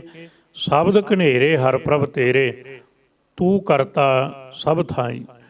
ਤੇਰੇ ਸ਼ਬਦ ਕਰਕੇ, ਤੇਰੀ ਸ਼ਬਦ ਦੇ ਬਲ ਕਰਕੇ, ਨਾਮ ਕੇ ਧਾਰੇ ਆਗਾਸ ਪਤਾਲ, ਨਾਮ ਕੇ ਧਾਰੇ ਖੰਡ ਬ੍ਰਹਿਮੰਡ, ਸਭ ਕੁਝ ਤੇਰੇ ਸ਼ਬਦ ਘਨੇਰੇ ਸ਼ਬਦ ਕਰਕੇ ਹੈ। ਤੂੰ ਕਰਤਾ, ਤੂੰ ਸਭ ਕੁਝ ਦਾ ਕਰਤਾ ਹੈ। ਤੇ ਕਰਤਾ ਇਹ ਨਹੀਂ ਹੈ ਵੀ ਕਰਤਾ ਇੱਦਾਂ ਹੁੰਦਾ ਕਿਸੇ ਨੇ ਮਕਾਨ ਬਣਾਇਆ ਤੇ ਉਹ ਮਕਾਨ ਬਣਾ ਕੇ ਚਲਿਆ ਗਿਆ, ਕਿਸੇ ਨੇ ਕੋਈ ਮਸ਼ੀਨਰੀ ਬਣਾਈ ਉਹ ਬਣਾ ਕੇ ਚਲਿਆ ਗਿਆ। ਤੂੰ ਕਰਤਾ ਵੀ ਹੈ ਤੇ ਕਰਤਾ ਹੋ ਕੇ ਸਭ ਥਾਈਂ ਵੀ ਹੈ। ਨਾਲ ਨਾਲ ਗੁਰੂ ਗੋਬਿੰਦ ਸਿੰਘ ਸਾਹਿਬ ਜੀ ਦੀ ਅੰਮ੍ਰਿਤ ਬਾਣੀ ਦੇ ਪ੍ਰਮਾਣ ਵੀ ਸੁਣਦੇ ਜਾਇਓ ਤੇ ਮਿਲਿਓ ਫਿਰ ਗੁਰੂ ਗ੍ਰੰਥ ਸਾਹਿਬ ਦੀ ਨਾਲ। ਤੂੰ ਕਰਤਾ ਤੇ ਕਲਗੀ ਵਾਲੇ ਪਾਤਸ਼ਾਹ ਨੇ ਕਿਹਾ, ਬਿਨ ਕਰਤਾਰ ਨਾ ਕਿਰਤਮ ਮਾਨੋ, ਆਦ ਅਜੋਨ ਅਜੈ ਅਬਿਨਾਸੀ, ਤੇ ਪਰਮੇਸ਼ਰ ਜਾਨੋ। ਤੂੰ ਕਰਤਾ ਸਭ ਥਾਈਂ, ਜਿਵੇਂ ਜ਼ਮਾਨ ਕੇ ਵਿਖੇ ਸਮਸਤ ਏਕ ਜੋਤ ਹੈ। ਨਾ ਘਾਟ ਹੈ ਨਾ ਬਾੜ ਹੈ, ਨਾ ਬਾੜ ਘਾਟ ਹੋਤ ਹੈ, ਸਭ ਥਾਈਂ। ਇਸ ਲਈ ਮਾਲਕ ਜੀ ਤੂੰ ਕਰਤਾ ਵੀ ਹੈ ਤੇ ਸਭ ਥਾਈਂ ਹੈ। ਕਿਹਨੂੰ ਪਤਾ ਲੱਗਾ, ਕਿਹਨੂੰ ਲਖਤਾ ਹੋਈ, ਕਿਹਨੂੰ ਬੋਧ ਹੋਇਆ, ਕਿਹਨੂੰ ਸਮਝ ਆਈ, ਕਿਹਨੂੰ ਗਿਆਨ ਹੋਇਆ? ਜਿਹੜਾ ਸ਼ਬਦ ਨਾਲ ਜੁੜ ਗਿਆ, ਜਿਹਨੇ ਗੁਣ ਗਾਉਣੇ ਸ਼ੁਰੂ ਕਰ ਦਿੱਤੇ। ਤੇ ਗੁਣ ਗਾਉਣ ਵਾਲਾ ਕਿੰਨਾ ਚਿਰ ਗਾਉਂਦਾ? 2-4 ਮਿੰਟ ਗਾਉਂਦਾ? ਨਹੀਂ। ਕਿ ਸੁਬਾਹ ਸ਼ਾਮ ਗਾਉਂਦਾ? ਨਹੀਂ। ਇਹ ਨਿਸ, ਇਹ ਕਹੀਏ ਦਿਨ, ਨਿਸ ਕਹੀਏ ਰਾਤ। ਦਿਨ ਰਾਤ ਇਹ ਨਿਸ ਕਹਿ ਲਓ, ਨਿਸ ਬਾਸਰ ਕਹਿ ਲਓ, 8 ਪਹਿਰ ਕਹਿ ਲਓ, 24 ਘੰਟੇ ਕਹਿ ਲਓ, ਦਿਨ ਰਾਤ ਕਹਿ ਲਓ, ਅਰਥ ਇੱਕੋ ਹੀ ਨੇ। ਇਹ ਨਿਸ ਜਪੀ ਸਦਾ ਸਲਾਹੀ। ਦਿਨ ਰਾਤ ਮਾਲਕ ਪ੍ਰਮਾਤਮਾ ਨੂੰ ਉਹ ਜਪਦੇ ਨੇ, ਸਦਾ ਉਹਦੀ ਸਿਫਤੋ ਸਲਾਹ ਕਰਦੇ ਨੇ। ਸਾਚ ਸ਼ਬਦ ਲਿਵਲਾਈ, ਤੇ ਉਹ ਸੱਚੇ ਸ਼ਬਦ ਨਾਲ, ਉਹਦੇ ਗੁਰੂ ਦੇ ਮੁਖ ਤੋਂ ਮਿਲੇ ਬਚਨ ਨਾਲ, ਸੱਚੇ ਸ਼ਬਦ ਨਾਲ ਜੁੜ ਕੇ ਲਿਵ ਲਾਈ। ਲਿਵ ਲਾਉਣ ਦਾ ਅਰਥ ਹੁੰਦਾ ਹੈ ਜਦੋਂ ਧਿਆਨ ਇੱਕ ਸੈਂਕੜ ਵੀ ਉਖੜੇ ਨਾ, ਲਗਾਤਾਰ ਜੁੜਿਆ ਰਹੇ। ਤੇ ਜੁੜਿਆ ਹੋਇਆ ਟੁੱਟਿਆ ਨਾ। ਲਿਵ ਛੁਟਕੀ ਲੱਗੀ ਤ੍ਰਿਸ਼ਨਾ ਮਾਇਆ ਅਮਰ ਵਰਤਾਇਆ। ਹੁਣ ਛੁੱਟਿਆ ਸੀ ਧਿਆਨ ਤੇ ਰੋਇਆ, ਤੇ ਜਦੋਂ ਜੁੜ ਜਾਏਗਾ ਉਦੋਂ ਖੁਸ਼ ਹੋ ਜਾਏਗਾ। ਸਾਚ ਸ਼ਬਦ ਲਿਵ ਲਾਈ, ਅਨ ਦਿਨ ਸਹਿਜ ਰਹਿ ਰੰਗ ਰਾਤਾ। ਅਨ ਦਿਨ, ਦਿਨ ਰਾਤ ਸਹਿਜ ਰਹਿ ਰੰਗ ਰਾਤਾ। ਸਹਿਜ ਨਾਲ ਪ੍ਰਭੂ ਰੰਗ ਵਿੱਚ ਐਸਾ ਮਨੁੱਖ, ਐਸਾ ਜੀਵ ਰੰਗਿਆ ਰਹਿੰਦਾ, ਰੰਗ ਵਿੱਚ ਰਤਿਆ ਹੋਇਆ। ਫਰਕ ਹੁੰਦਾ ਹੈ। ਇੱਕ ਹੁੰਦਾ ਕੇਵਲ ਰਸਨਾ ਨਾਲ ਜਪੀ ਜਾਣਾ, ਜਪਦਿਆਂ ਜਪਦਿਆਂ ਰੰਗ ਚੜ੍ਹੇਗਾ। ਪਰ ਯਾਦ ਰੱਖਿਓ, ਜਿਹੜੇ ਐਸੇ ਗੁਰਮੁਖ ਨੇ, ਸਾਹਿਬ ਕਹਿੰਦੇ ਦਿਨ ਰਾਤ ਸਹਿਜ ਵਿੱਚ ਰਹਿੰਦੇ ਆ, ਉਹ ਮਾਲਕ ਦੇ ਰੰਗ ਵਿੱਚ ਰਤੇ ਨੇ। ਰਾਮ ਨਾਮ ਰਿਧ ਪੂਜਾ, ਉਹਨਾਂ ਦੇ ਹਿਰਦੇ ਅੰਦਰ, ਰਿਧ ਕਹੀਏ ਹਿਰਦਾ, ਹਿਰਦੇ ਅੰਦਰ ਪ੍ਰਭੂ ਦੇ ਨਾਮ ਦੀ ਪੂਜਾ ਹੁੰਦੀ। ਗੁਰਮਤਿ ਦੀ ਸਭ ਤੋਂ ਵੱਡੀ ਪੂਜਾ ਕੀ ਹੈ? ਪੂਜਾ ਕੀਚੈ ਨਾਮ ਧਿਆਈਐ ਬਿਨ ਨਾਵੈ ਪੂਜ ਨਾ ਹੋਏ। ਕਿਤੇ ਸਾਹਿਬ ਨੇ ਕਿਹਾ ਬਿਨ ਨਾਵੈ ਹੋਰ ਪੂਜ ਨਾ ਹੋਵੇ, ਭਰਮ ਭੁੱਲੀ ਲੋਕਾਈ। ਇਸ ਲਈ ਗੁਰਮੁਖ ਦੇ ਅੰਦਰ ਇਹ ਰਿੱਧ ਦੇ ਅੰਦਰ ਪੂਜਾ ਹੁੰਦੀ ਰਹਿੰਦੀ ਹੈ। ਨਾਨਕ ਗੁਰਮੁਖ ਏਕ ਪਛਾਣੈ, ਅਵਰ ਨਾ ਜਾਣੈ ਦੂਜਾ। ਜਿਹੜੇ ਗੁਣ ਗਾਉਣ ਲੱਗ ਜਾਣ ਨਾ, ਸਾਹਿਬ ਕਹਿੰਦੇ ਨਾਨਕ ਗੁਰਮੁਖ ਫਿਰ ਖਕੇ ਦੀ ਸਿਹਾਰੀ, ਗੁਰੂ ਦੇ ਬਚਨ ਦੁਆਰਾ ਇੱਕ ਨੂੰ ਪਛਾਣ ਲਿਆ। ਨਾਨਕ ਗੁਰਮੁਖ ਏਕ ਪਛਾਣੈ, ਅਵਰ ਨਾ ਜਾਣੈ ਦੂਜਾ। ਉਹ ਇੱਕ ਤੋਂ ਬਿਨਾਂ ਦੂਜੇ ਨੂੰ ਜਾਣਦੇ ਨਹੀਂ। ਭਾਵ ਇਹਦਾ ਮਤਲਬ ਇਹ ਨਹੀਂ ਹੁੰਦਾ ਵੀ ਉਹ ਦੂਜਿਆਂ ਨੂੰ ਨਫ਼ਰਤ ਕਰਦੇ ਨੇ ਜਾਂ ਦੂਜਿਆਂ ਨੂੰ ਮੰਦਾ ਬੋਲਦੇ ਨੇ ਜਿੱਦਾਂ ਅੱਜ ਸਾਡੇ ਲੋਕ ਕਰਦੇ ਨੇ। ਉਹਦਾ ਮਤਲਬ ਹੈ ਉਹ ਆਪਣੇ ਮਾਲਕ ਪਰਮਾਤਮਾ ਨੂੰ ਹੀ ਕਰਨਹਾਰ ਜਾਣਦੇ ਨੇ, ਉਹਨੂੰ ਹੀ ਪਾਲਣਹਾਰ ਜਾਣਦੇ ਨੇ, ਉਸੇ ਨੂੰ ਰਿਜ਼ਕ ਦਾਤਾ ਜਾਣਦੇ ਨੇ। ਗੁਰੂ ਗੋਬਿੰਦ ਸਿੰਘ ਸਾਹਿਬ ਜੀ ਦਾ ਸੋਈਆ ਪੜ੍ਹ ਲਿਓ, ਇੱਕ ਪੰਕਤੀ ਆਏਗੀ, ਤੀਰਥ ਦਾਨ ਦਇਆ ਤਪ ਸੰਜਮ, ਏਕ ਬਿਨਾ ਨਹ ਏਕ ਪਛਾਨੈ। ਏਕ ਪਛਾਨੈ ਅਵਰ ਨਾ ਜਾਣੈ ਦੂਜਾ। ਉਹ ਇੱਕ ਤੋਂ ਬਿਨਾਂ ਜਾਣਦੇ ਨਹੀਂ, ਉਹਨਾਂ ਲਈ ਸਭ ਕੁਝ ਉਹੀ ਹੋ ਜਾਂਦਾ ਹੈ। ਇਸ ਲਈ ਗੁਰੂ ਦੇ ਬਚਨ ਦੁਆਰਾ ਉਹ ਦੂਜੇ ਦਾ ਖਿਆਲ ਛੱਡ ਦਿੰਦੇ ਨੇ, ਇੱਕ ਪ੍ਰਭੂ ਨਾਲ ਜੁੜ ਜਾਂਦੇ ਨੇ। ਉਦਾਹਰਣ ਦਿਆਂ ਬੇਨਤੀ ਕਰਨ ਲਈ, ਜਿਵੇਂ ਸਤ ਸੰਗਤ ਜੀ, ਇੱਕ ਵਿਆਹੀ ਹੋਈ ਇਸਤਰੀ ਆਪਣੇ ਪਤੀ ਦਾ ਸੰਗ ਕਰਦਿਆਂ ਦੂਜਿਆਂ ਨੂੰ ਮਨ ਵਿੱਚ ਰੰਚਕ ਮਾਤਰ ਖਿਆਲ ਨਹੀਂ ਲਿਆਉਂਦੀ। ਇਹ ਗੁਰਮੁਖ ਰੂਹ ਦੀ ਨਿਸ਼ਾਨੀ ਹੈ, ਮਿਲੀ ਹੋਈ ਜੀਵ ਆਤਮਾ ਰੂਪੀ ਇਸਤਰੀ ਦੀ ਨਿਸ਼ਾਨੀ ਹੈ। ਸਭ ਮੈਂ ਰਵ ਰਹਿਆ ਸੋ ਪ੍ਰਭ ਅੰਤਰ ਜਾਮੀ ਰਾਮ। ਸਾਹਿਬ ਦੂਸਰੇ ਬੰਦ ਅੰਦਰ ਬਖਸ਼ਿਸ਼ ਕਰਦੇ ਨੇ, ਉਹਨੂੰ ਗੁਰਮੁਖ ਨੂੰ ਪਤਾ ਲੱਗ ਜਾਂਦਾ ਸਾਰਿਆਂ ਵਿੱਚ ਉਹ ਮਾਲਕ ਪ੍ਰਮਾਤਮਾ ਰਵਿਆ ਹੋਇਆ, ਉਹ ਅੰਤਰਜਾਮੀ ਹੈ। ਸਭ ਮੈਂ ਰਵ ਰਹਿਆ ਸੋ ਪ੍ਰਭ ਅੰਤਰਜਾਮੀ ਰਾਮ। ਉਹ ਰਵਿਆ ਹੋਇਆ ਹੀ ਨਹੀਂ, ਕੇਵਲ ਉਹ ਅੰਦਰ ਬੈਠਿਆ ਹੋਇਆ ਸਭ ਕੁਝ ਜਾਣਦਾ ਹੈ। ਤੇ ਬੰਦਾ ਕਹੂਗਾ ਆਪਣੇ ਅੰਦਰ ਨੂੰ ਤੇ ਮੈਂ ਵੀ ਜਾਣਦਾ, ਫਿਰ ਮੈਂ ਵੀ ਅੰਤਰਜਾਮੀ ਹੋਇਆ। ਸਾਨੂੰ ਕੇਵਲ ਉਹ ਪਤਾ ਹੈ, ਥੋੜ੍ਹਾ ਬਹੁਤ ਚੇਤੇ ਰਹਿ ਜਾਂਦਾ ਜੋ ਅਸੀਂ ਕੀਤਾ ਹੈ, ਜਾਂ ਸਾਡੇ ਅੰਦਰ ਕੁਝ ਜਿਹੜੇ ਵਿਚਾਰ ਪਏ ਨੇ ਸਾਨੂੰ ਉਹਨਾਂ ਦੀ ਬੋਧ ਹੁੰਦੀ ਹੈ, ਬੋਧ ਹੁੰਦਾ, ਸਮਝ ਹੁੰਦੀ ਹੈ। ਪਰ ਮਾਲਕ ਉਹ ਵੀ ਜਾਣਦਾ ਜੋ ਸਾਡੇ ਅਜੇ ਮਨ ਚਿੱਤ ਵਿੱਚ ਵੀ ਨੇ। ਅਸੀਂ ਬਾਣੀ 'ਚ ਵੀ ਪੜ੍ਹਨੇ ਨਾ, ਭਾਵੇਂ ਮੌਤ ਦੇ ਪ੍ਰਥਾਏ ਜੋ ਮਨ ਚਿੱਤ ਨਾ ਚੇਤੇ ਸਨ, ਸੋ ਗੱਲ ਨਹੀਂ ਰੱਬ ਕੀਆਂ। ਉਹਨੇ ਜਾਣਦਾ ਉਹਨੇ ਕੀ ਕਰਨਾ ਹੈ। ਸਭ ਮੈਂ ਰਵ ਰਹਿਆ ਸੋ ਪ੍ਰਭ ਅੰਤਰਜਾਮੀ ਰਾਮ। ਗੁਰ ਸ਼ਬਦ ਰਵੈ ਰਵ ਰਹਿਆ ਸੋ ਪ੍ਰਭ ਮੇਰਾ ਸੁਆਮੀ ਰਾਮ। ਸਾਹਿਬ ਕਹਿੰਦੇ ਜਿਹੜਾ ਗੁਰੂ ਸ਼ਬਦ ਨਾਲ ਜੁੜ ਜਾਂਦਾ, ਉਹਨੂੰ ਸ਼ਬਦ ਦੇ ਦੱਦੇ ਨੂੰ ਸਿਹਾਰੀ ਆ ਗਈ। ਸ਼ਬਦ ਦੁਆਰਾ ਜਾਂ ਗੁਰੂ ਸ਼ਬਦ ਵਿੱਚ ਜਿਹੜਾ ਲੀਨ ਹੋ ਜਾਂਦਾ ਹੈ, ਗੁਰ ਸ਼ਬਦ ਰਵੈ। ਰਵੈ ਦਾ ਅਰਥ ਇੱਥੇ ਅਰਥ ਹੈ ਸਿਮਰਨਾ, ਯਾਦ ਕਰਨਾ, ਚੇਤਾ ਕਰਨਾ, ਧਿਆਉਣਾ, ਜਪਣਾ। ਜਿਹੜੇ ਗੁਰੂ ਸ਼ਬਦ ਨੂੰ ਜਪਦੇ ਰਹਿੰਦੇ ਨੇ, ਸਿਮਰਦੇ ਰਹਿੰਦੇ ਨੇ, ਉਹਨਾਂ ਨੂੰ ਸਮਝ ਆ ਜਾਂਦੀ ਰਵ ਰਹਿਆ ਸੋ ਪ੍ਰਭ ਮੇਰਾ ਸੁਆਮੀ ਰਾਮ। ਉਹ ਸਾਰੇ ਰਵਿਆ ਹੋਇਆ, ਵਿਆਪਿਆ ਹੋਇਆ, ਉਹ ਤੋਂ ਬਿਨਾਂ ਦੂਜਾ ਕੋਈ ਨਹੀਂ। ਉਹ ਹੀ ਮੇਰਾ ਮਾਲਕ ਹੈ, ਪ੍ਰਭੂ ਹੈ, ਉਹ ਹੀ ਮੇਰਾ ਮਾਲਕ, ਮੇਰਾ ਸੁਆਮੀ ਹੈ। ਅੱਗੇ ਸਾਹਿਬ ਕਿਰਪਾ ਕਰਦੇ ਨੇ, ਪ੍ਰਭ ਮੇਰਾ ਸੁਆਮੀ ਅੰਤਰਜਾਮੀ, ਘਟ ਘਟ ਰਵਿਆ ਸੋਈ। ਮੇਰਾ ਪ੍ਰਭੂ ਮਾਲਕ ਪ੍ਰਮਾਤਮਾ ਹੈ, ਸਭ ਦੇ ਘਟਾਂ ਦੀ ਘਟ ਘਟ ਕੇ ਅੰਤਰ ਕੀ ਜਾਣਤਾ ਹੈ। ਤੇ ਸਾਧ ਸੰਗਤ ਜੀ, ਘਟ ਘਟ ਰਵਿਆ ਸੋਈ। ਉਹ ਬਾਹਰ ਕਹੀਏ ਘਟ, ਦੂਸਰਾ ਘਟ ਕਹੀਏ ਹਿਰਦਾ। ਭਾਵ ਕੱਲੇ ਕੱਲੇ ਘਟ ਅੰਦਰ, ਕੱਲੇ ਕੱਲੇ ਹਿਰਦੇ ਅੰਦਰ ਉਹ ਰਵਿਆ ਹੋਇਆ ਸੋਈ ਸੁਆਮੀ ਹੈ, ਦੂਜਾ ਕੋਈ ਨਹੀਂ ਉਹ ਤੋਂ ਬਿਨਾਂ। ਗੁਰਮਤਿ ਸੱਚ ਪਾਈਐ ਸਹਿਜ ਸਮਾਈਐ। ਗੁਰੂ ਦੇ ਬਚਨ ਦੁਆਰਾ ਉਸ ਸੱਚ ਨੂੰ ਪਾ ਲਿਆ ਜਾਂਦਾ ਹੈ ਤੇ ਸਹਿਜ ਵਿੱਚ ਉਹ ਜੀਵ ਸਮਾ ਜਾਂਦਾ। ਤਿਸ ਬਿਨਾਂ ਅਵਰ ਨਾ ਕੋਈ। ਉਹਨੂੰ ਪਤਾ ਲੱਗ ਜਾਂਦਾ ਉਹ ਤੋਂ ਬਿਨਾਂ ਦੂਜਾ ਹੈ ਹੀ ਕੋਈ ਨਹੀਂ। ਇਹ ਵੀ ਗੱਲ ਯਾਦ ਰੱਖਣੀ, ਅਸੀਂ ਇੱਕ ਦਾ ਜ਼ਿਕਰ ਤੇ ਕਰਦੇ ਹਾਂ, ਪਰ ਸਾਧ ਸੰਗਤ ਜੀ, ਗੁਰੂ ਗ੍ਰੰਥ ਸਾਹਿਬ ਨੇ ਬਚਨ ਕਹੇ ਨੇ, ਕਹਿਣ ਲੱਗੇ ਜਿਹਨੂੰ ਅੰਦਰੋਂ ਸਮਝ ਆ ਗਈ, ਜਿਹਨੂੰ ਅੰਦਰੋਂ ਬੋਧ ਹੋ ਗਿਆ, ਉਹ ਕੀ ਕਹਿੰਦਾ? ਉਹ ਕਹਿੰਦਾ ਇੱਕੋ ਬ੍ਰਹਮ ਦੁਤੀਆ ਨਾਸਤੰ। ਉਹਨੂੰ ਪਤਾ ਲੱਗ ਗਿਆ ਤਿਸ ਬਿਨਾਂ ਅਵਰ ਨਾ ਕੋਈ। ਉਹ ਤੋਂ ਬਿਨਾਂ ਤੇ ਦੂਜਾ ਹੀ ਕੋਈ ਨਹੀਂ। ਗੁਰਦ ਖਲਾਇਓ ਲੋਏ ਨਾ। ਉਹਨੂੰ ਪਤਾ ਦੂਜਾ ਹੈ ਹੀ ਕੋਈ ਨਹੀਂ, ਤਿਸ ਬਿਨਾਂ ਅਵਰ ਨਾ ਕੋਈ। ਪਰ ਸੱਚ ਪਾਉਣ ਦਾ ਮਤਲਬ ਇਹ ਨਹੀਂ, ਜਿੱਦਾਂ ਅਸੀਂ ਇਹ ਵੀ ਕਰਨੇ, ਵੀ ਬੇਨਤੀ ਬੜੇ ਪਿਆਰ ਨਾਲ ਸੁਣਿਓ। ਅੱਜ ਲੋਕ ਸੱਚ ਦੇ ਨਾਂ 'ਤੇ ਬੜੀ ਲੋਕਾਂ ਦੀ ਇੱਕ ਦੂਸਰੇ ਦੀ ਨਿੰਦਿਆ ਕਰਦੇ। ਮੈਂ ਸੱਚ ਬੋਲਦਾ, ਕਿਸੇ ਨੂੰ ਮਾੜਾ ਦਿਖਾਉਣਾ, ਛੋਟਾ ਦਿਖਾਉਣਾ, ਮਾੜਾ ਕਹਿਣਾ ਨਿੰਦਿਆ ਹੀ ਹੈ ਨਾ। ਜੈਲਸ ਵਿੱਚ ਬਚਨ ਕਹਿਣੇ, ਈਰਖਾ ਵਿੱਚ ਬਚਨ ਕਹਿਣੇ, ਸ਼ਬਦ ਕਹਿਣੇ ਨਹੀਂ। ਸੱਚ ਪਾਉਣ ਦਾ ਅਰਥ ਹੈ ਪ੍ਰਭੂ ਪਾਲਿਆ ਜਾਏ। ਕਿਹੜਾ ਸੱਚ? ਇਹੋ ਸੱਚ ਸਭਨਾ ਕਾ ਖਸਮ ਹੈ। ਸੱਚ ਦੇ ਅਰਥ ਹੀ ਹੁੰਦੇ ਨੇ ਜਿਹੜਾ ਬਦਲੇ ਨਾ, ਸਦਾ ਰਵੇ। ਤੇ ਝੂਠ ਦੇ ਅਰਥ ਹੁੰਦੇ ਨੇ ਜਿਹੜਾ ਬਦਲਦਾ ਰਵੇ। ਦੁਨੀਆ ਝੂਠ ਹੈ, ਜਗ ਰਚਨਾ ਸਭ ਝੂਠ ਹੈ। ਕਿਤੇ ਰਵਿਦਾਸ ਜੀ ਮਹਾਰਾਜ ਦੇ ਬਚਨ ਨੇ ਮਨੁੱਖ ਨੂੰ ਕਿ ਤੈਂ ਜੀਵਨ ਜਗ ਸੱਚ ਕਰ ਜਾਣਾ। ਅਸੀਂ ਜੀਵਨ ਨੂੰ ਵੀ ਜਗ ਨੂੰ ਵੀ ਸੱਚ ਜਾਣਦੇ ਹਾਂ। ਬਾਪੂ ਕਹਿੰਦਾ ਨਹੀਂ, ਆਦਿ ਸੱਚ ਜੁਗਾਦਿ ਸੱਚ ਹੈ ਭੀ ਸੱਚ, ਨਾਨਕ ਹੋਸੀ ਭੀ ਸੱਚ, ਗੁਰਮੁਖ ਨੇ ਉਪਾਲਿਆ ਗੁਰਮਤਿ ਸੱਚ ਪਾਈਐ, ਸਹਿਜ ਸਮਾਈਐ ਤਿਸ ਬਿਨਿ ਅਵਰ ਨ ਕੋਈ, ਸਹਿਜੇ ਗੁਣ ਗਾਵਾਂ ਜੇ ਪ੍ਰਭ ਭਾਵਾ। ਕਹਿਣ ਲੱਗੇ ਜੇ ਪ੍ਰਭੂ ਨੂੰ ਭਾਜੀਏ ਨਾ ਫਿਰ ਸਹਿਜ ਨਾਲ ਗੁਣ ਗਾਏ ਜਾਂਦੇ ਨੇ। ਇਹਦੇ ਅਣਵੇ ਅਰਥ ਵੀ ਕਰਾਂਗੇ। ਆਪੇ ਲਏ ਮਿਲਾਏ, ਜਦੋਂ ਕੋਈ ਪ੍ਰਭੂ ਨੂੰ ਭਾ ਜਾਂਦਾ ਨਾ ਫਿਰ ਉਹ ਸਹਿਜ ਦਿੰਦਾ ਉਹਨੂੰ, ਅਤੇ ਸਹਿਜ ਵਿੱਚ ਆ ਕੇ ਗੁਣ ਗਾਏ ਜਾਂਦੇ ਨੇ ਨਾ, ਫਿਰ ਆਪੇ ਲਏ ਮਿਲਾਏ, ਫਿਰ ਆਪੇ ਹੀ।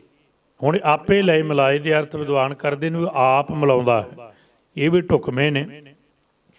ਅਤੇ ਇਹਦੇ ਕਦੇ ਰੂਹਾਨੀਅਤ ਦੇ ਅਰਥ ਵੇਖਿਓ, ਆਪੇ ਲਏ ਮਿਲਾਏ, ਆਪਣੇ ਆਪ ਨੂੰ ਮਿਲਾਉਣਾ ਪ੍ਰਭੂ ਵਿੱਚ। ਅਤੇ ਮਿਲਾਇਆ ਕਿੱਦਾਂ ਜਾਂਦਾ? ਸਹਿਜੇ ਗੁਣ ਗਾਵਾਂ। ਇੱਕ ਹੁੰਦਾ ਪ੍ਰਵਿਰਤੀ ਕਰਮ, ਜਿਹੜਾ ਸੂਹੀ ਰਾਗ ਚ ਲਾਵਾਂ 'ਚ ਪੜ੍ਹਦੇ ਹੋ ਅਤੇ ਸੁਣਦੇ ਹੋ ਨਾ ਤੁਸੀਂ। ਪ੍ਰਵਿਰਤੀ ਕਰਮ ਹੁੰਦਾ ਜ਼ਬਰਦਸਤੀ ਵੀ ਕਰਨੀ, ਨਹੀਂ ਵੀ ਬਾਣੀ ਪੜ੍ਹਨ ਨੂੰ ਜੀ ਕਰਦਾ ਤਾਂ ਵੀ ਪੜ੍ਹਨੀ, ਨਹੀਂ ਵੀ ਗੁਰੂ ਘਰ ਜਾਣ ਨੂੰ ਜੀ ਕਰਦਾ ਤਾਂ ਵੀ ਹੱਠ ਨਾਲ ਜਾਣਾ, ਸੇਵਾ ਨੂੰ ਨਹੀਂ ਵੀ ਮਨ ਕਰਦਾ ਤਾਂ ਵੀ ਕਰਨੀ। ਇਹ ਪ੍ਰਵਿਰਤੀ ਕਰਮ ਦ੍ਰਿੜਾਇਆ ਬਲਰਾਮ ਜੀ ਉਹ ਹੈ। ਸਹਿਜ ਕੀ ਹੁੰਦਾ ਹੈ? ਉਸੇ ਲਾਵਾਂ ਦੀ ਬਾਣੀ ਅੰਦਰ ਸੂਹੀ ਰਾਗ 'ਚ ਇਹ ਤੋਂ ਪਹਿਲਾਂ ਪਿੱਛੇ 773 74 ਅੰਗ 'ਤੇ ਤੁਸੀਂ ਪੜ੍ਹਦੇ ਅਤੇ ਸੁਣਦੇ ਹੋ। ਸਹਿਜ ਹੁੰਦਾ ਹੈ ਜਿਹੜਾ ਆਪਣੇ ਆਪ ਹੋਈ ਜਾਏ, ਹੁਣ ਜ਼ਬਰਦਸਤੀ ਨਹੀਂ ਉੱਠਣਾ ਪੈਂਦਾ, ਆਪੇ ਉੱਠਦਾ ਹੈ। ਸਹਿਜ ਵਿੱਚ ਆ ਗਿਆ। ਹੁਣ ਗੁਣ ਵੀ ਸਹਿਜ ਨਾਲ ਗਾਏ ਜਾਂਦੇ ਆ। ਪਹਿਲੇ ਬੰਦ 'ਚ ਆਇਆ ਸੀ ਵੀ ਆਵੋ ਸੰਤ ਜਨੋ ਗੁਣ ਗਾਵੈ ਗੋਬਿੰਦ ਕੇਰੇ ਰਾਮ, ਅਤੇ ਦੂਜੇ ਬੰਦ ਵਿੱਚ ਅਵਸਥਾ ਬਣ ਗਈ ਹੈ ਸਹਿਜੇ ਗੁਣ ਗਾਵਾ ਜੇ ਪ੍ਰਭ ਭਾਵਾਂ, ਆਪੇ ਲਏ ਮਿਲਾਏ, ਆਪਣੇ ਆਪ ਨੂੰ ਪ੍ਰਭੂ ਵਿੱਚ ਮਿਲਾ ਦਿੱਤਾ। ਜਿਵੇਂ ਤੁਸੀਂ ਕਹਾਣੀ ਸੁਣਦੇ ਹੋ ਨਾ ਵੀ ਕੋਈ ਬੱਚਾ ਇਸ ਗੱਲ ਤੋਂ ਰੋ ਰਿਹਾ ਸੀ ਕਿ ਮੈਂ ਮਾਲਕ ਪਰਮਾਤਮਾ, ਜਿਹੜਾ ਪ੍ਰਭੂ ਪਰਮਾਤਮਾ ਹੈ, ਉਹਨੂੰ ਆਪਣੇ, ਜਿਵੇਂ ਉਦਾਹਰਨ ਦਿੰਦੇ ਨੇ ਨਾ ਸਿਆਣੇ ਸਮਝਣ ਲਈ, ਕਹਾਣੀ ਕਹਿਦੇ ਹਾਂ ਵੀ ਬੱਚਾ ਇਸ ਕਰਕੇ ਰੋਂਦਾ ਸੀ ਮੈਂ ਸਮੁੰਦਰ ਨੂੰ ਪਿਆਲੇ 'ਚ ਪਾਉਣਾ, ਅਤੇ ਸਿਆਣੇ ਸੱਜਣ ਨੇ ਕਿਹਾ ਸੀ ਸਮੁੰਦਰ ਪਿਆਲੇ 'ਚ ਨਹੀਂ ਪੈਂਦਾ ਹੁੰਦਾ, ਪਰ ਦੋਵਾਂ ਨੂੰ ਤੂੰ ਮਿਲਾਉਣਾ ਹੀ ਚਾਹੁੰਦਾ ਨਾ? ਉਹਨੇ ਕਿਹਾ ਹਾਂ, ਮੈਂ ਸਮੁੰਦਰ ਨੂੰ ਅਤੇ ਪਿਆਲੇ ਨੂੰ ਇਕੱਠਿਆਂ ਕਰਨਾ ਚਾਹੁੰਦਾ। ਉਹਨੇ ਕਿਹਾ ਸੀ ਭਲਿਆ ਕਦੇ ਵੀ ਸਮੁੰਦਰ ਪਿਆਲੇ ਵਿੱਚ ਨਹੀਂ ਆਉਣਾ, ਜੇ ਦੋਵਾਂ ਨੂੰ ਇਕੱਠਿਆਂ ਕਰਨਾ ਅਤੇ ਪਿਆਲੇ ਨੂੰ ਸਮੁੰਦਰ ਵਿੱਚ ਸੁੱਟ ਦੇ। ਆਪੇ ਲਏ ਮਿਲਾਏ, ਆਪਣੇ ਆਪ ਨੂੰ ਪ੍ਰਭੂ ਵਿੱਚ ਮਿਲਾ ਲੈ, ਮਿਲਾਪ ਹੋਏਗਾ ਗੁਰੂ ਸ਼ਬਦ ਦੁਆਰਾ।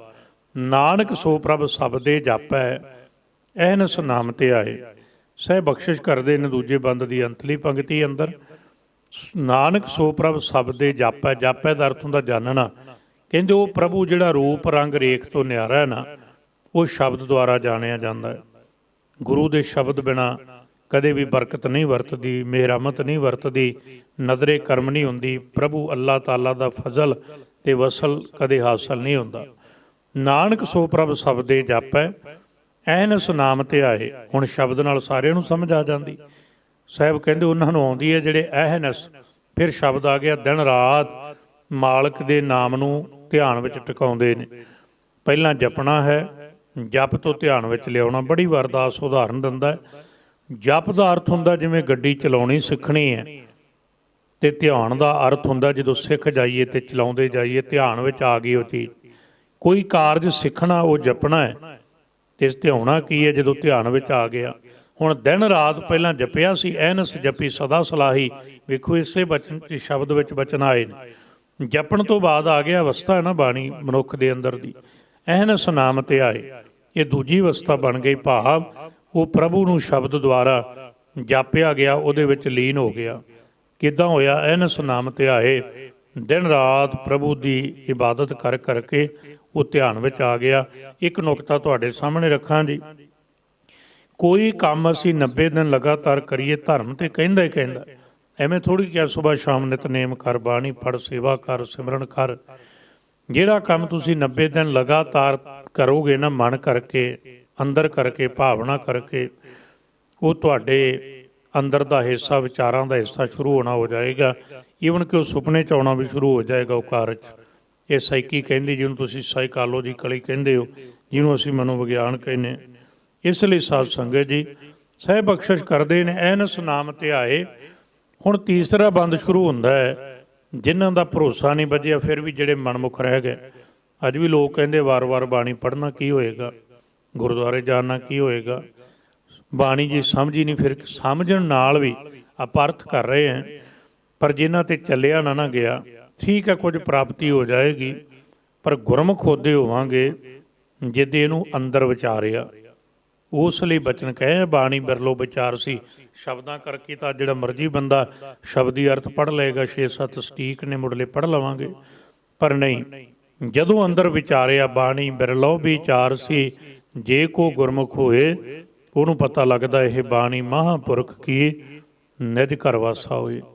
ਜਿਹਨੇ ਬਾਣੀ ਵਿਚਾਰੀ ਉਹਦਾ ਤਾਂ ਨਿਜ ਘਰ ਵਾਸਾ ਹੋ ਜਾਂਦਾ ਹੈ। ਇਸ ਲਈ ਜਿਹਦਾ ਵਾਸਾ ਨਹੀਂ ਹੁੰਦਾ ਕਿਹਦਾ? ਜਦੋਂ ਮਨਮੁਖ ਹੋਵੇ, ਇਹ ਬਚਨ ਤੇ ਭਰੋਸਾ ਨਾ ਕਰੇ ਵੀ ਸਤਿਗੁਰ ਕੀ ਬਾਣੀ ਸਤ ਸਤ ਕਰ ਜਾਣੋ ਗੁਰ ਸਿੱਖੋ ਅਰ ਕਰਤਾਪ ਮੋਹੋਂ ਕਢਾਏ। ਹੁਣ ਮਨਮੁਖ ਦੇ ਹਾਲਾਤ ਬਿਆਨ ਕੀਤੇ ਸਾਹਿਬ ਗੁਰੂ ਰਾਮਦਾਸ ਸਾਹਿਬ ਨੇ ਤੀਸਰੇ ਬੰਦ ਅੰਦਰ। ਇਹੋ ਜਗੋ ਦੁੱਤਰ ਮਨਮੁਖ ਪਾਰ ਨਾ ਪਾਈ ਰਾਮ। ਸਾਹਿਬ ਕਹਿੰਦੇ ਜਗ ਦੁੱਤਰ ਕਹੀਏ ਨਾ ਤਰਿਆ ਜਾਣ ਵਾਲਾ, ਔਖਾ ਤਰਿਆ ਜਾਣ ਵਾਲਾ ਬਿਖਮ ਸਾਗਰ ਹੈ। ਕਹਿੰਦੇ ਮਨਮੁਖ ਪਾਰ ਨਾ ਪਾਈ ਰਾਮ। ਮਨਮੁਖ ਪਾਰ ਨਹੀਂ ਹੁੰਦਾ। ਬੜੇ ਧਿਆਨ ਨਾਲ ਸੁਣਨਾ। ਗੁਰੂ ਨਾਨਕ ਸਾਹਿਬ ਜਦੋਂ ਸਿੱਧਾਂ ਕੋਲ ਗਏ ਨਾ, ਤੇ ਸਿੱਧ ਗੋਸ਼ਟ ਬਾਣੀ ਅੰਦਰ ਉਹਨਾਂ ਦਾ ਸਵਾਲ ਪਿਆ, ਤੁਸੀਂ ਪੜ੍ਹ ਸਕਦੇ ਹੋ। ਉਹਨਾਂ ਨੇ ਗੁਰੂ ਨਾਨਕ ਸਾਹਿਬ ਨੂੰ ਬਚਨ ਕਹੇ ਸੀ, ਦੁਨੀਆ ਦੁੱਤਰ ਸਾਗਰ ਕਹੀਐ ਕਿਵ ਕਰ ਪਾਈਐ ਪਾਰੋ। ਦੁਨੀਆ ਤੇ ਨਾ ਤਰਿਆ ਜਾਣ ਵਾਲਾ ਸਾਗਰ, ਇਹਨੂੰ ਕਿਵੇਂ ਪਾਰ ਹੋਈਏ? ਤੇ ਸਾਹਿਬ ਗੁਰੂ ਨਾਨਕ ਸਾਹਿਬ ਦਾ ਜਵਾਬ ਹੈ, ਜਦੋਂ ਇਹ ਪੁੱਛਿਆ ਨਾ, ਦੁਨੀਆ ਦੁੱਤਰ ਸਾਗਰ ਕਹੀਐ ਕਿਵ ਕਰ ਪਾਈਐ ਪਾਰੋ, ਚਰਪਟ ਬੋਲੇ ਅਉਧੂ ਨਾਨਕ ਦੇਹੋ ਸੱਚਾ ਵਿਚਾਰੋ। ਤੇ ਵਿਚਾਰ ਕੀ ਸੀ? ਜੈਸੇ ਜਲਮ ਹੈ ਕਮਲ ਨਿਰਾਲਮ, ਮੁਰਗਾਈ ਨੈ ਸਹਾਣੇ, ਸ਼ਬਦ ਸੁਰਤ ਭਵ ਸਾਗਰ ਤਰੀਐ, ਨਾਨਕ ਨਾਮ ਬਖਾਣੇ। ਨਾਮ ਦੇ ਅਭਿਆਸ ਦੁਆਰਾ, ਬਖਾਣੇ ਦਾ ਅਰਥ ਹੁੰਦਾ ਜੀਭ ਤੋਂ ਬੋਲਣਾ, ਬਖਿਆਣ ਕਰਨਾ, ਬੋਲਣਾ, ਉਚਾਰਨ ਕਰਨਾ। ਇਸ ਲਈ ਪਰ ਮਨਮੁਖ ਨੂੰ ਭਰੋਸਾ ਹੀ ਨਹੀਂ ਆਇਆ। ਤੇ ਸਾਹਿਬ ਕਹਿੰਦੇ ਮਨਮੁਖ ਪਾਰ ਨਾ ਪਾਈ ਰਾਮ। ਇਸ ਕਰਕੇ ਉਹ ਪਾਰ ਨਹੀਂ ਹੋ ਸਕਿਆ। ਤੇ ਕਿਉਂ ਨਹੀਂ ਪਾਰ ਹੋ ਸਕਿਆ ਜੀ? ਕੋਈ ਕਾਰਨ ਤੇ ਹੋਏਗਾ। ਸੱਚੇ ਪਾਤਸ਼ਾਹ ਸਾਹਿਬ ਨੇ ਦੱਸਿਆ, ਕਹਿੰਦੇ ਅੰਤਰੇ ਹਉਮੈ ਮਮਤਾ ਕਾਮ ਕ੍ਰੋਧ ਚਤੁਰਾਈ ਰਾਮ। ਉਹਦੇ ਅੰਦਰ ਹਉਮੈ ਹੈ। ਆਰੰਭ ਵਿੱਚ ਨਾ ਪ੍ਰਥਮ ਉਹਦੇ ਅੰਦਰ ਹਉਮੈ ਹੈ। ਹਉਮੈ ਕਦੇ ਵੀ ਸਾਧ ਸੰਗਤ ਜੀ ਪ੍ਰਭੂ ਨੂੰ ਨਹੀਂ ਮਿਲਣ ਦਿੰਦੀ। ਹਉਮੈ ਜਿਹਦੇ ਅੰਦਰ ਹੋਵੇ, ਬੜੇ ਧਿਆਨ ਨਾਲ ਸੁਣਨ ਵਾਲੇ ਸ਼ਬਦ ਨੇ, ਉਹ ਕਦੇ ਵੀ ਹੁਕਮ ਨਹੀਂ ਬੁੱਝ ਸਕਦਾ। ਤੇ ਹੁਕਮ ਕੌਣ ਬੁੱਝਦਾ? ਨਾਨਕ ਹੁਕਮੈ ਜੇ ਬੁੱਝੈ ਤਾਂ ਹਉਮੈ ਕਹਿ ਨਾ ਕੋਏ। ਉਹ ਹੰਕਾਰ ਨਹੀਂ ਕਰਦਾ, ਹੰਗਤਾ ਮਮਤਾ ਵਿੱਚ ਨਹੀਂ ਪੈਂਦਾ, ਮੈਂ ਮੇਰੀ ਵਿੱਚ ਨਹੀਂ ਪੈਂਦਾ। ਤੇ ਸਾਹਿਬ ਕਹਿੰਦੇ ਜਿੰਨੀ ਦੇਰ ਹਉਮੈ ਆ ਕਦੇ ਪ੍ਰਭੂ ਨਹੀਂ ਮਿਲਦਾ। ਬੜੇ ਖਿਆਲ ਨਾਲ ਸੁਣਨਾ। ਇੱਕ ਘਰ ਵਿੱਚ 5-10 ਜੀ ਰਹਿ ਸਕਦੇ, 20-20 ਲੋਕ ਰਹਿ ਰਹੇ ਆ। ਤੁਸੀਂ ਵੇਖੋਗੇ ਵਿਦੇਸ਼ਾਂ ਦੇਸ਼ਾਂ ਅੰਦਰ ਜਿੱਥੇ ਸੰਘਣੀ ਆਬਾਦੀ, ਇੱਕ ਘਰ ਵਿੱਚ ਇੱਕ ਕਮਰੇ 'ਚ 5-5 ਲੋਕ ਰਹਿ ਰਹੇ, ਮਜਬੂਰੀ ਹੈ। ਪਰ ਗੁਰੂ ਗ੍ਰੰਥ ਸਾਹਿਬ ਕਹਿੰਦੇ ਹਰੇਕ ਥਾਂ ਤੇ 2 ਚੀਜ਼ਾਂ ਰਹਿ ਸਕਦੀਆਂ, ਪਰ ਮਨੁੱਖ ਦੇ ਹਿਰਦੇ ਵਿੱਚ 2 ਚੀਜ਼ਾਂ ਇਕੱਠੀਆਂ ਨਹੀਂ ਰਹਿ ਸਕਦੀਆਂ। ਜਾਂ ਤੇ ਨਾਮ ਰਹਿ ਸਕਦਾ ਹੈ, ਜਾਂ ਮਾਣ ਰਹਿ ਸਕਦਾ ਹੈ, ਜਾਂ ਸਾਧ ਸੰਗਤ ਜੀ ਅਹੰਕਾਰ ਰਹਿ ਸਕਦਾ, ਜਾਂ ਨਿਰੰਕਾਰ ਰਹਿ ਸਕਦਾ ਹੈ, ਜਾਂ ਹਉਮੈ ਰਹਿ ਸਕਦੀ, ਜਾਂ ਨਾਮ ਰਹਿ ਸਕਦਾ ਹੈ। ਜਦੋਂ ਅੰਤਰੇ ਹਉਮੈ, ਤੇ ਸਾਹਿਬ ਕਹਿੰਦੇ ਹਉਮੈ ਨਾਵੈ ਨਾਲ ਵਿਰੋਧ ਹੈ, ਦੋਏ ਨਾ ਵਸੈ ਇਕੱਠਾਏ। ਇਸ ਲਈ ਉਹਦੇ ਮਨਮੁਖ ਦੇ ਅੰਦਰ ਹਉਮੈ ਹੈ। ਉਹ ਕਦੇ ਵੀ ਆਪਣੀ ਹਉਮੈ ਨਹੀਂ ਛੱਡਦਾ। ਉਹ ਗੁਰੂ ਦਾ ਬਚਨ ਵੀ ਆਪਣੇ ਹੰਕਾਰ ਦੇ ਤਰਾਜੂ ਤੇ ਤੋਲਦਾ। ਜੇ ਉਹਦੀ ਹਉਮੈ ਨੂੰ ਸੱਟ ਲੱਗਦੀ ਹੋਵੇ, ਕਦੇ ਨਹੀਂ ਮੰਨਦਾ ਹੰਕਾਰੀ ਬੰਦਾ। ਤਾਂ ਹੀ ਤੇ ਈਸਾ ਜੀ ਨੂੰ ਕਹਿਣਾ ਪਿਆ, ਓਲਡ ਟੈਸਟਾਮੈਂਟ ਜਿਹਨੂੰ ਯਹੂਦੀ ਵੀ ਪੜ੍ਹਦੇ ਨੇ, ਪੜ੍ਹ ਸਕਦੇ ਹੋ। ਉਹ ਕਹਿੰਦੇ ਹਰੇਕ ਬੰਦਾ ਪਾਰ ਹੋ ਸਕਦਾ ਹੈ, ਪਰ ਜਿਹਦੇ ਅੰਦਰ ਹੰਕਾਰ ਹੋਵੇ, ਹਉਮੈ ਹੋਵੇ, ਉਹ ਬੰਦਾ ਕਦੇ ਪ੍ਰਭੂ ਤੱਕ ਨਹੀਂ ਪਹੁੰਚ ਸਕਦਾ। ਇਸ ਲਈ ਅੰਤਰੇ ਹਉਮੈ, ਬੰਦੇ ਦੇ ਅੰਦਰ, ਮਨਮੁਖ ਦੇ ਅੰਦਰ ਹਉਮੈ ਹੈ। ਹੁਣ ਹਉਮੈ ਦੇ ਨਾਲ ਮਮਤਾ ਹੈ, ਪਕੜ ਹੈ, ਮਮਤਾ ਰੂਪੀ ਪਕੜ ਹੈ। ਕਾਮ, ਫਿਰ ਹੇ ਕਾਮੰਗ ਨਰਕੰਗ ਬਿਸਰਾਮੰਗ ਬਹੁ ਜੋਨੀ ਭਰਮਾਵਨ ਹੈ। ਉਹ ਕਾਮ ਵਿਆਪਿਆ ਹੋਇਆ। ਕ੍ਰੋਧ, ਉਹਦੇ ਅੰਦਰ ਸਾਧ ਸੰਗਤ ਜੀ ਸਹਿਜ ਨਹੀਂ ਹੈ, ਟਿਕਾਊ ਨਹੀਂ ਹੈ, ਕ੍ਰੋਧ ਹੈ। ਤੇ ਇੰਨੀ ਬੇਨਤੀ ਤੁਹਾਨੂੰ ਕਰਾਂ, ਬਹੁਤ ਖਿਆਲ ਨਾਲ ਸੁਣਿਓ, ਜ਼ਿੰਦਗੀ ਚੇਤੇ ਰੱਖਿਓ। ਕ੍ਰੋਧ ਮੂਲ ਹੈ, ਤੇ ਸਾਧ ਸੰਗਤ ਜੀ ਗੁੱਸਾ ਇਹਦਾ ਫਲ ਹੈ। ਕ੍ਰੋਧ ਵਿੱਚੋਂ ਗੁੱਸੇ ਦਾ ਵਿਸਫੋਟ ਹੁੰਦਾ, ਬਲੋਸਟ ਹੁੰਦਾ ਹੈ। ਤੇ ਮੈਡੀਕਲੀ ਕਿਤੇ ਕਿਸੇ ਨੇ ਪੜ੍ਹਨਾ ਹੋਵੇ ਜਾਂ ਪੜ੍ਹ ਸਕਦੇ ਹੋ। ਸਭ ਤੋਂ ਵੱਧ ਜੇ ਮਨੁੱਖੀ ਬਰੇਨ ਲਈ ਖਤਰਾ ਹੈ ਤੇ ਉਹ ਗੁੱਸਾ ਹੈ। ਜਿੰਨੇ ਹੀ ਕਰੋੜਾਂ ਦੀ ਗਿਣਤੀ ਸਾਡੇ ਸੈਂਸਰਾਂ ਦੇ ਨਾਲ, ਕਰੋੜਾਂ ਅਰਬਾਂ ਦੀ ਗਿਣਤੀ ਸੈੱਲ ਨੇ ਨਾ ਅੰਦਰ, ਖਾਸ ਕਰ ਬਰੇਨ ਅੰਦਰ, ਤੇ ਜਦੋਂ ਵਿਸਫੋਟ ਹੁੰਦਾ ਨਾ ਗੁੱਸੇ ਦਾ, ਕ੍ਰੋਧ ਆਉਂਦਾ ਹੈ ਨਾ, ਤੇ ਵੱਡੇ ਤੋਂ ਵੱਡੇ ਨਰਕ ਵਿੱਚ ਬੰਦਾ ਪੈ ਜਾਂਦਾ ਹੈ। ਦਇਆ ਨਹੀਂ ਆਉਣ ਦਿੰਦਾ ਕ੍ਰੋਧ। ਹੇ ਕਲ ਮੂਲ ਕ੍ਰੋਧੰ ਕਰੁਣਾ ਨਾ ਉਪਰਜ, ਤੇ ਦਇਆ ਆਉਣ ਹੀ ਨਹੀਂ ਦਿੰਦਾ। ਜਦੋਂ ਦਇਆ ਨਾ ਆਈ ਤੇ ਫਿਰ ਧਰਮ ਕਿੱਥੇ ਆਏਗਾ? ਤੇ ਗੁੱਸੇ ਦਾ ਜਿਹੜਾ ਵਿਸਫੋਟ ਹੈ, ਕ੍ਰੋਧ ਨੂੰ ਫਲ ਲੱਗਾ, ਤੇ ਵਿਸਫੋਟ ਗੁੱਸੇ ਦਾ ਦਿਮਾਗ ਦੇ ਸੈੱਲਾਂ ਨੂੰ ਇੱਕ ਵਾਰ ਕੁਝ ਸੈਂਕੜਾਂ ਵਾਸਤੇ ਸੋਚਣ ਸ਼ਕਤੀ ਬਿਲਕੁਲ ਖਤਮ ਕਰ ਦਿੰਦਾ ਹੈ। ਤੇ ਮਨਮੁਖ ਬੰਦੇ ਨਾਲ ਫਿਰ ਕੀ ਹੁੰਦਾ ਹੈ ਜੀ, ਉਹ ਖੁਦਕੁਸ਼ੀ ਕਰ ਸਕਦਾ, ਆਪਣੇ ਕੱਪੜੇ ਫਾੜ ਸਕਦਾ, ਪਰਿਵਾਰ ਦੇ ਜੀਆਂ ਨੂੰ ਮਾਰ ਸਕਦਾ। ਇਹ ਕ੍ਰੋਧ ਦੀ ਨਿਸ਼ਾਨੀ ਹੈ। ਹੁਣ ਸਾਹਿਬ ਗੁਰੂ ਰਾਮਦਾਸ ਸਾਹਿਬ ਕਹਿੰਦੇ ਮਨਮੁਖ ਪਾਰ ਨਾ ਪਾਈ ਰਾਮ, ਉਹ ਤਾਂ ਨਹੀਂ ਪਾਰ ਹੁੰਦਾ ਕਿਉਂਕਿ ਅੰਤਰੇ ਹਉਮੈ, ਉਹਦੇ ਅੰਦਰ ਕੀ ਹੈ, ਹਉਮੈ ਹੈ, ਮਮਤਾ, ਕਾਮ, ਕ੍ਰੋਧ, ਇਹ ਬਸ ਨਹੀਂ ਚਤੁਰਾਈ ਰਾਮ। ਇਹ ਪ੍ਰਭੂ ਜੀ ਉਹਦੇ ਅੰਦਰ ਚਤੁਰਾਈ ਵੀ ਹੈ। ਜਿੱਥੇ ਕਵ ਦਾ ਰੂਪ, ਤੋਲ ਦਾ ਰੂਪ ਨੇ ਨਾ, ਰਾਮ ਸ਼ਬਦ ਤਾਂ ਆਉਂਦਾ ਵਾਰ-ਵਾਰ। ਸੰਤ ਅੰਦਰ ਹੁੰਦਾ ਛੰਦਾਂ ਦੀ ਇਹ ਮਾਤਰਾ ਹੁੰਦੀ ਹੈ, ਇਹ ਗਿਣਤੀ ਹੁੰਦੀ ਹੈ। ਦੋਹਰੇ ਦੀ ਆਪਣੀ, ਆਪਾਂ ਉਸ ਪਾਸੇ ਗਏ ਨਹੀਂ ਅੱਜ। ਦੋਹਰੇ ਦੀਆਂ ਆਪਣੀਆਂ ਮਾਤਰਾ, ਸੋਠੇ ਦੀਆਂ ਆਪਣੀਆਂ ਮਾਤਰਾ, ਰੱਡ ਸ਼ਬਦ ਸਵਈਆਂ 'ਚ ਪੜ੍ਹਦੇ ਹੋ ਭੱਟ ਸਾਹਿਬਾਨਾਂ ਦੇ, ਉਹਦੀ ਆਪਣੀ ਮਾਤਰਾ। ਅਤੇ ਫਿਰ ਸਾਧ ਸੰਗਤ ਜੀ ਫਿਰ ਝੋਲਣਾ, ਉਹਦੀ ਆਪਣੀ ਮਾਤਰਾ। ਇਹ ਸਾਰੇ ਛੰਦ ਨੇ ਅਤੇ ਛੰਦਾਂ ਦੇ ਅੰਦਰ ਇਹ ਮਾਤਰਾ ਪੂਰੀਆਂ ਕਰਨ ਲਈ ਵੀ ਸ਼ਬਦ ਵਰਤੇ ਜਾਂਦੇ ਨੇ, ਉਹਦਾ ਤੋਲ ਪੂਰਾ ਕਰਨ ਲਈ। ਅਤੇ ਰਾਮ ਪ੍ਰਭੂ ਵਾਚਕ ਵੀ ਆਇਆ ਹੈ। ਹੁਣ ਚਤੁਰਾਈ ਉਹਦੇ ਅੰਦਰ, ਅੰਤਰ ਚਤੁਰਾਈ, ਉਹਦੇ ਅੰਦਰ ਚਤੁਰਾਈ ਹੈ। ਅਤੇ ਗੁਰੂ ਗ੍ਰੰਥ ਸਾਹਿਬ ਦੇ ਬਚਨ ਪੜ੍ਹ ਲਓ। ਸਾਹਿਬ ਕਹਿੰਦੇ ਚਤੁਰਾਈ ਵਾਲਾ ਬੰਦਾ ਦੁਨੀਆ ਵਿੱਚ ਬਹੁਤ ਧਨੀ ਹੋ ਜਾਏਗਾ, ਵਾਹਵਾ ਖੱਟ ਲਏਗਾ, ਪਰ ਚਤੁਰਾਈ ਨਾ ਚਤੁਰਭੁਜ ਪਾਈ ਹੈ। ਉਹ ਚਤੁਰਭੁਜ ਪ੍ਰਭੂ ਪਰਮਾਤਮਾ ਕਦੇ ਚਤੁਰਾਈਆਂ ਨਾਲ ਨਹੀਂ ਮਿਲਦਾ। ਮਨਮੁਖ ਦੇ ਅੰਦਰ ਹੈ ਚਤੁਰਾਈ, ਅੰਤਰ ਚਤੁਰਾਈ ਥਾਏ ਨਾ ਪਾਈ। ਕਹਿੰਦੇ ਹੁਣ ਉਹਦੀ ਕੋਈ ਘਾਲਣਾ ਵੀ ਥਾਏ ਨਹੀਂ ਪੈਂਦੀ। ਗੁਸਤਾਖੀ ਮਾਫ, ਹਉਮੈ ਵਿੱਚ ਕੀਤੀ ਸੇਵਾ, ਮਮਤਾ ਵਿੱਚ ਕਮਾਇਆ ਕੀਤੀ ਸੇਵਾ, ਤੇ ਕ੍ਰੋਧੀ ਹੋ ਕੇ ਕੀਤਾ ਹੋਇਆ ਸਿਮਰਨ, ਚਤੁਰਾਈ ਨਾਲ ਪ੍ਰਭੂ ਦੇ ਦਰ ਦੀ ਕੀਤੀ ਹੋਈ ਸੇਵਾ ਥਾਂ ਨਹੀਂ ਪੈਂਦੀ। ਇੱਥੇ ਤਾਂ ਆਪ ਗਵਾਈ ਹੈ, ਤਾ ਸ਼ੋਹ ਪਾਈ ਹੈ, ਔਰ ਕੈਸੀ ਚਤੁਰਾਈ। ਚਤੁਰਾਈ ਹੋਰ ਕੋਈ ਨਹੀਂ ਹੈ। ਅੰਤਰ ਚਤੁਰਾਈ ਥਾਏ ਨਾ ਪਾਈ, ਮਨਮੁਖ ਦੇ ਅੰਦਰ ਚਤੁਰਾਈ ਹੈ। ਸਾਹਿਬ ਕਹਿੰਦੇ ਉਹ ਥਾਏ ਨਹੀਂ ਪੈਂਦੀ, ਬਿਰਥਾ ਜਨਮ ਗਵਾਇਆ। ਉਹ ਆਪਣਾ ਜਨਮ ਵੀ ਬਿਰਥਾ ਗਵਾ ਲੈਂਦਾ ਹੈ। ਤੇ ਕੀ ਹੁੰਦਾ, ਜਮ ਮੱਗ ਦੁੱਖ ਪਾਵੈ, ਚੋਟਾਂ ਖਾਵੈ। ਮੱਗ ਕਹੀਏ ਰਸਤਾ, ਉਹ ਜਮਾਂ ਦੇ ਰਸਤੇ ਪੈਂਦਾ। ਜਨਮ ਮਰਨ ਦੇ ਅਰਥ ਵੀ ਵਿਦਵਾਨ ਕਰਦੇ ਨੇ, ਕਿਉਂਕਿ ਜੱਜੇ ਤੋਂ ਜਨਮ, ਮੰਮੇ ਤੋਂ ਮੌਤ। ਜਮਾਂ ਦੇ ਮਾਰਗ ਤੇ ਪੈ ਜਾਂਦਾ, ਜਮਦੂਤਾਂ ਦੇ ਮਾਰਗ ਤੇ ਪੈ ਜਾਂਦਾ। ਲੋਕ ਪਰਲੋਕ ਦੋਵਾਂ ਵਿੱਚ ਦੁੱਖ ਸਹਾਰਦਾ, ਦੁੱਖ ਪਾਵੈ, ਚੋਟਾਂ ਖਾਵੈ। ਇੱਥੇ ਵੀ ਚੋਟਾਂ ਖਾਂਦਾ ਹੈ। ਜੇ ਨਾਮ ਮੰਨ ਲੈਂਦਾ ਫਿਰ ਮੰਨੈ ਮੱਗ ਨਾ ਚੱਲੈ ਪੰਥ। ਕਿਤੇ ਆਪਾਂ ਪੜ੍ਹਦੇ ਮੰਨੈ ਮੋਹ ਚੋਟਾਂ ਨਾ ਖਾਏ। ਤੇ ਜੇ ਮਨਮੁਖ ਰਹਿ ਗਿਆ ਫਿਰ ਚੋਟਾਂ ਖਾਵੈ। ਅੰਤ ਗਿਆ ਪਛਤਾਇਆ, ਅੰਤਲੇ ਟਾਈਮ ਫਿਰ ਪਛਤਾਉਣਾ ਪੈ ਗਿਆ। ਕਿਉਂ? ਕਿਉਂਕਿ ਜਿਹਨੇ ਨਾਲ ਜਾਣਾ ਸੀ ਉਹ ਇਕੱਠਾ ਕੀਤਾ ਹੀ ਨਹੀਂ। ਤਾਂ ਹੀ ਸਤਿਗੁਰੂ ਨੇ ਕਿਹਾ ਨਾ, ਕਹਿਣ ਲੱਗੇ ਵੱਡਾ ਹੋਆ ਦੁਨੀਦਾਰ, ਗਲ ਸੰਗਲ ਘੱਤ ਚਲਾਇਆ। ਅੱਗੇ ਕਰਨੀ ਕੀਰਤ ਵਾਚੀਐ, ਬਹਿ ਲੇਖਾ ਕਰ ਸਮਝਾਇਆ। ਥਾਉ ਨਾ ਹੋਵੇ ਪਾਉਂਦੀ, ਹੁਣ ਸੁਣੀਐ ਕਿਆ ਰੁਆਇਆ। ਮਨ ਅੰਧੈ ਜਨਮ ਗਵਾਇਆ। ਚੋਟਾਂ ਖਾਵੈ, ਥਾਉ ਨਾ ਹੋਵੇ ਪਾਉਂਦੀ। ਤੇ ਫਿਰ ਕੀ ਹੋਇਆ? ਅੰਤ ਗਿਆ ਪਛਤਾਇਆ। ਅੰਤਲੇ ਟਾਈਮ ਪਛਤਾਉਣਾ ਪਿਆ। ਕਿਉਂ ਪਛਤਾਇਆ? ਬਿਨ ਨਾਵੈ ਕੋ ਬੇਲੀ ਨਾਹੀ। ਬਿਨਾਂ ਪ੍ਰਭੂ ਦੇ ਸਿਮਰਨ ਤੋਂ ਕੋਈ ਬੇਲੀ ਨਹੀਂ। ਜਿੰਨਾ ਕੁਝ ਵੀ ਹੈ ਨਾ, ਸਾਹਿਬ ਅੱਗੇ ਬਖਸ਼ਿਸ਼ ਕਰਨਗੇ ਅੰਤਲੇ ਬੰਦ ਅੰਦਰ, ਉਹ ਇੱਥੇ ਇੱਥੇ ਹੈ। ਨਹੀਂ ਤਾਂ ਸਾਧ ਸੰਗਤ ਜੀ, ਜਹ ਮਾਤ ਪਿਤਾ ਸੁਤ ਮੀਤ ਨਾ ਭਾਈ, ਮਨ ਊਹਾ ਨਾਮ ਤੇਰਾ ਸੰਗ ਸਹਾਈ। ਇੱਕ ਸ਼ਬਦ ਅਸੀਂ ਦੁਨੀਆ 'ਚ ਕਹਿੰਦੇ, ਬੜੇ ਖਿਆਲ ਨਾਲ ਸੁਣਿਓ, ਵੀ ਬੰਦੇ ਦੇ ਨਾਲ ਅੱਗੇ ਜਾਣਾ ਕੁਝ ਨਹੀਂ। ਗੁਰੂ ਗ੍ਰੰਥ ਸਾਹਿਬ ਕਹਿੰਦੇ ਝੂਠ ਹੈ। ਦੋ ਚੀਜ਼ਾਂ ਨਾਲ ਜਾਣਗੀਆਂ, ਜਾਣਾ ਕਿਉਂ ਨਹੀਂ। ਉਹ ਗੱਲ ਵੱਖਰੀ ਹੈ ਵੀ ਨਾਲ ਜਾਣ ਵਾਲਾ ਇਕੱਠਾ ਕੀਤਾ ਹੀ ਨਹੀਂ। ਤੇ ਗੁਰੂ ਅਰਜਨ ਦੇਵ ਸਾਹਿਬ ਦੇ ਬਚਨ ਆਪਾਂ ਪੜ੍ਹਨੇ, ਜਾਖੋ ਆਏ ਸੋਈ ਬਿਹਾਜ ਹੋ ਹਰ ਗੁਰ ਤੇ ਮਨਹਿ ਬਸੇਰਾ। ਤੇ ਜਿਹੜੇ ਨਾਲ ਜਾਣਾ ਸੀ, ਬਾਬਾ ਫਰੀਦ ਸਾਹਿਬ ਜੀ ਦੇ ਬਚਨ ਨੇ, ਫਰੀਦਾ ਅਮਲ ਜੇ ਕੀਤੇ ਦੁਨੀ ਵਿੱਚ ਦਰਗਾਹ ਆਏ ਕੰਮ। ਨਾਮ ਨੇ ਨਾਲ ਜਾਣਾ ਹੈ, ਸ਼ੁਭ ਕਰਮਾਂ ਨੇ ਨਾਲ ਜਾਣਾ ਹੈ। ਸ਼ੁਭ ਕਰਮਾਂ ਕਰਕੇ ਸਰੀਰ ਰੂਪੀ ਕੱਪੜਾ ਮਿਲ ਜਾਏਗਾ ਤੇ ਸਿਮਰਨ ਕਰਕੇ ਮੁਕਤ ਹੋ ਜਾਏਗਾ। ਪ੍ਰਭੂ ਦੇ ਚਰਨ, ਉਹਦੀ ਲੀਨਤਾ, ਉਹਦਾ ਮਿਲਾਪ ਹੋ ਜਾਏਗਾ।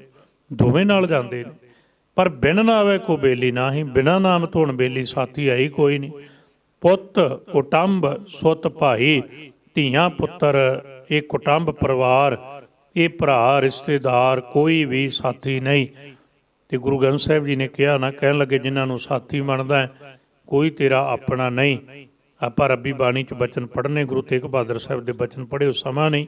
ਤਿਲੰਗ ਮਹੱਲਾ ਨਾਵਾਂ, ਜਾਗ ਲੈ ਹੋਰੇ ਮਨਾ ਜਾਗ ਲੈ ਹੋ, ਕਹਾ ਗਾਫਲ ਸੋਇਆ। ਜੋ ਤਨ ਉਪਜਿਆ ਸੰਗ ਹੀ, ਸੋ ਪੀ ਸੰਗ ਨਾ ਹੋਇਆ ਰਹਾਉ। ਮਾਤ ਪਿਤਾ ਸੁਤ ਬੰਧ, ਜਨ ਹਿਤ ਜਾਸਿਓ ਕੀਨਾ। जियो छूटियो जब देहे ते डार अगन मैं दीना, बिन आवे को बेली नाही, पुत कुटुंब सुत भाई, नानक माया मोह पसारा, आगे साथ ना जाई। इस संसार ते लोड़ सी माया दी, संपता दी, पदार्थ दी, परिवार दी, ये सारे माया दे रूप ने। पर इसे दा पसारा वधाउंदा रहा, आगे साथ ना जाई। साहब कहंदे इन्हां चों अगे कोई नाल नहीं जा सकता, कोई साथी नहीं हो सकता। क्यों? एक देश की करंसी जिहड़ी 10 बड़ी वार बेनती करदा, दूजे देश लिजानी होवे वटाउणी पैंदी, फिर उत्थे वो चलदी है। एक देश की करंसी दूजे देश नहीं चलती, तो साध संगत जी संसार की माया निरंकार के दर ते किवें चलेगी? इसलिए उत्थे चलदी नहीं तो साथ किवें जाएगी? शरीर भी माया रूप है, इन्हें भी नाल नहीं जाना। नाल की जाएगा? मन दे नाल कीते शुभ कर्म, ते जे सिमरन करके मन तू जोत स्वरूप है अपना मूल पछाण ये बना लिया, फिर जिउंदियां ही जीवन मुक्त हो जाएगा, उसकी लीनता हो जाएगी। नहीं कुछ भी संगी साथी नहीं है। हुण करिए की फिर? सतगुरु गुरु रामदास साहब कहते हो पूछो अपना सतगुर दाता, किन बिद दुत्तर तरीए राम। वेखो जे मनमुख भी है ना, तो उन्होंने भी भरोसा दवाया। पहलियां 2 बंद सन गुरमुख लई, तीजा बंद मनमुख लई, ते मनमुख नूं भी चित्त डोलण नहीं दिता। साहब कहते अपने सतगुरु नूं पुछ, अपने ते ला के कहा भी मैं अपने सतगुरु नूं दाते नूं पुछां भी जिहड़ा दुनिया दुत्तर सागर है, ये जगो दुत्तर ये किवें तरीए? ते साहब कहते किन बिद दुत्तर तरीए राम।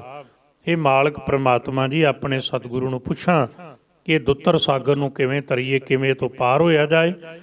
ते तरन दा तरीका की है? सतगुर भाए चलो जीवत्या इव मरीए राम। साहब कहते सतगुरु दे भाणे चलो, ते सतगुरु के भाणे चलण नाल की हुंदा है? साहब जी दे अमृत बचन ने ना, कहन लगे जे गुरु दे भाणे अंदर चलेगा सो सिख सखा बंध पै भाई, जे गुर के भाणे विच आवे अपने भाणे जो चलै भाई, विछुड़ चोटां खावै। हुण पूछो अपना सतगुर दाता, किन बिद दुत्तर तरीए राम। किहड़े तरीके नाल दुत्तर तरीए? सतगुर भाई चलो, सतगुरु दे भाणे विच चलो, जीवत ऐब मरीए राम। इदां जीवत मरना हो जाएगा, जिउंदियां मरना हो जाएगा। जीवत मरीए भौ जल तरीए, जिउंदियां मर के भौ जल, भौ डर जल संसार समुंदर, जिन्हों कहा ना संसार समुंदे तार गोबिंदे, तार लै बाप बिठला। नामदेव साहब महाराज के शब्द दीयां पंक्तियां ने। ये संसार सागर तो तरिया जा सकता गुरु शब्द नाल जुड़ के, गुरु के भाणे विच आके जिउंदियां मर के गुरमुख नाम समावै। गुरु के शब्द द्वारा फिर गुरमुख नाम विच समा जाते हैं। इन्नी बेनती तुहानूं कहानी छोटी जी 1 मिनट विच कह दें।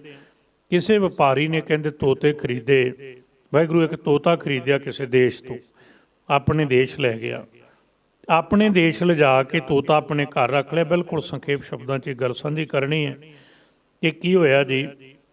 एक बार जो उस व्यापारी ने उत्थे वापस आना सी जिथों तोता खरीदिया सी, उन्हें अपने घर वाले तोते नूं कहा भी मैं जिथों तैनूं खरीदिया उत्थे चलिया, कोई अपने साथियों नूं सुनेहा देना। तो कहते उहदे तोते ने कहा भी मेरे साथियों नूं मेरी सलाम कह दी, बस इन्ना ही बहुत है।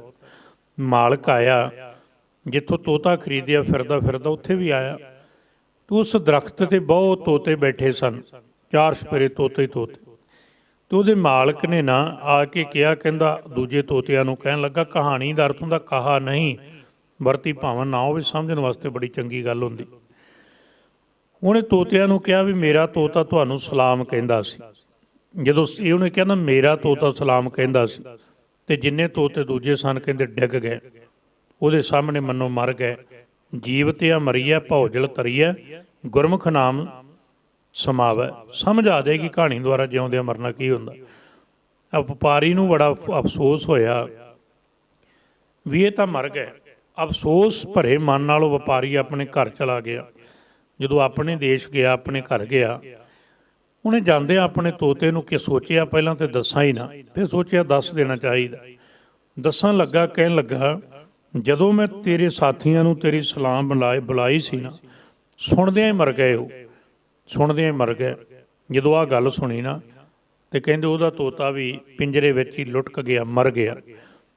ਉਹਨੂੰ ਹੋਰ ਵੀ ਅਫਸੋਸ ਹੋਇਆ ਵੀ ਘੱਟੋ ਘੱਟ ਇਹਨੂੰ ਨਹੀਂ ਸੀ ਦੱਸਣਾ ਚਾਹੀਦਾ। ਜੀਵਤ ਮਰੀਐ ਭੌਜਲ ਤਰੀਐ, ਗੁਰਮੁਖ ਨਾਮ ਸਮਾਵੈ। ਹੁੰਦਾ ਕੀ ਜਿਉਂਦਿਆਂ ਮਰਨਾ।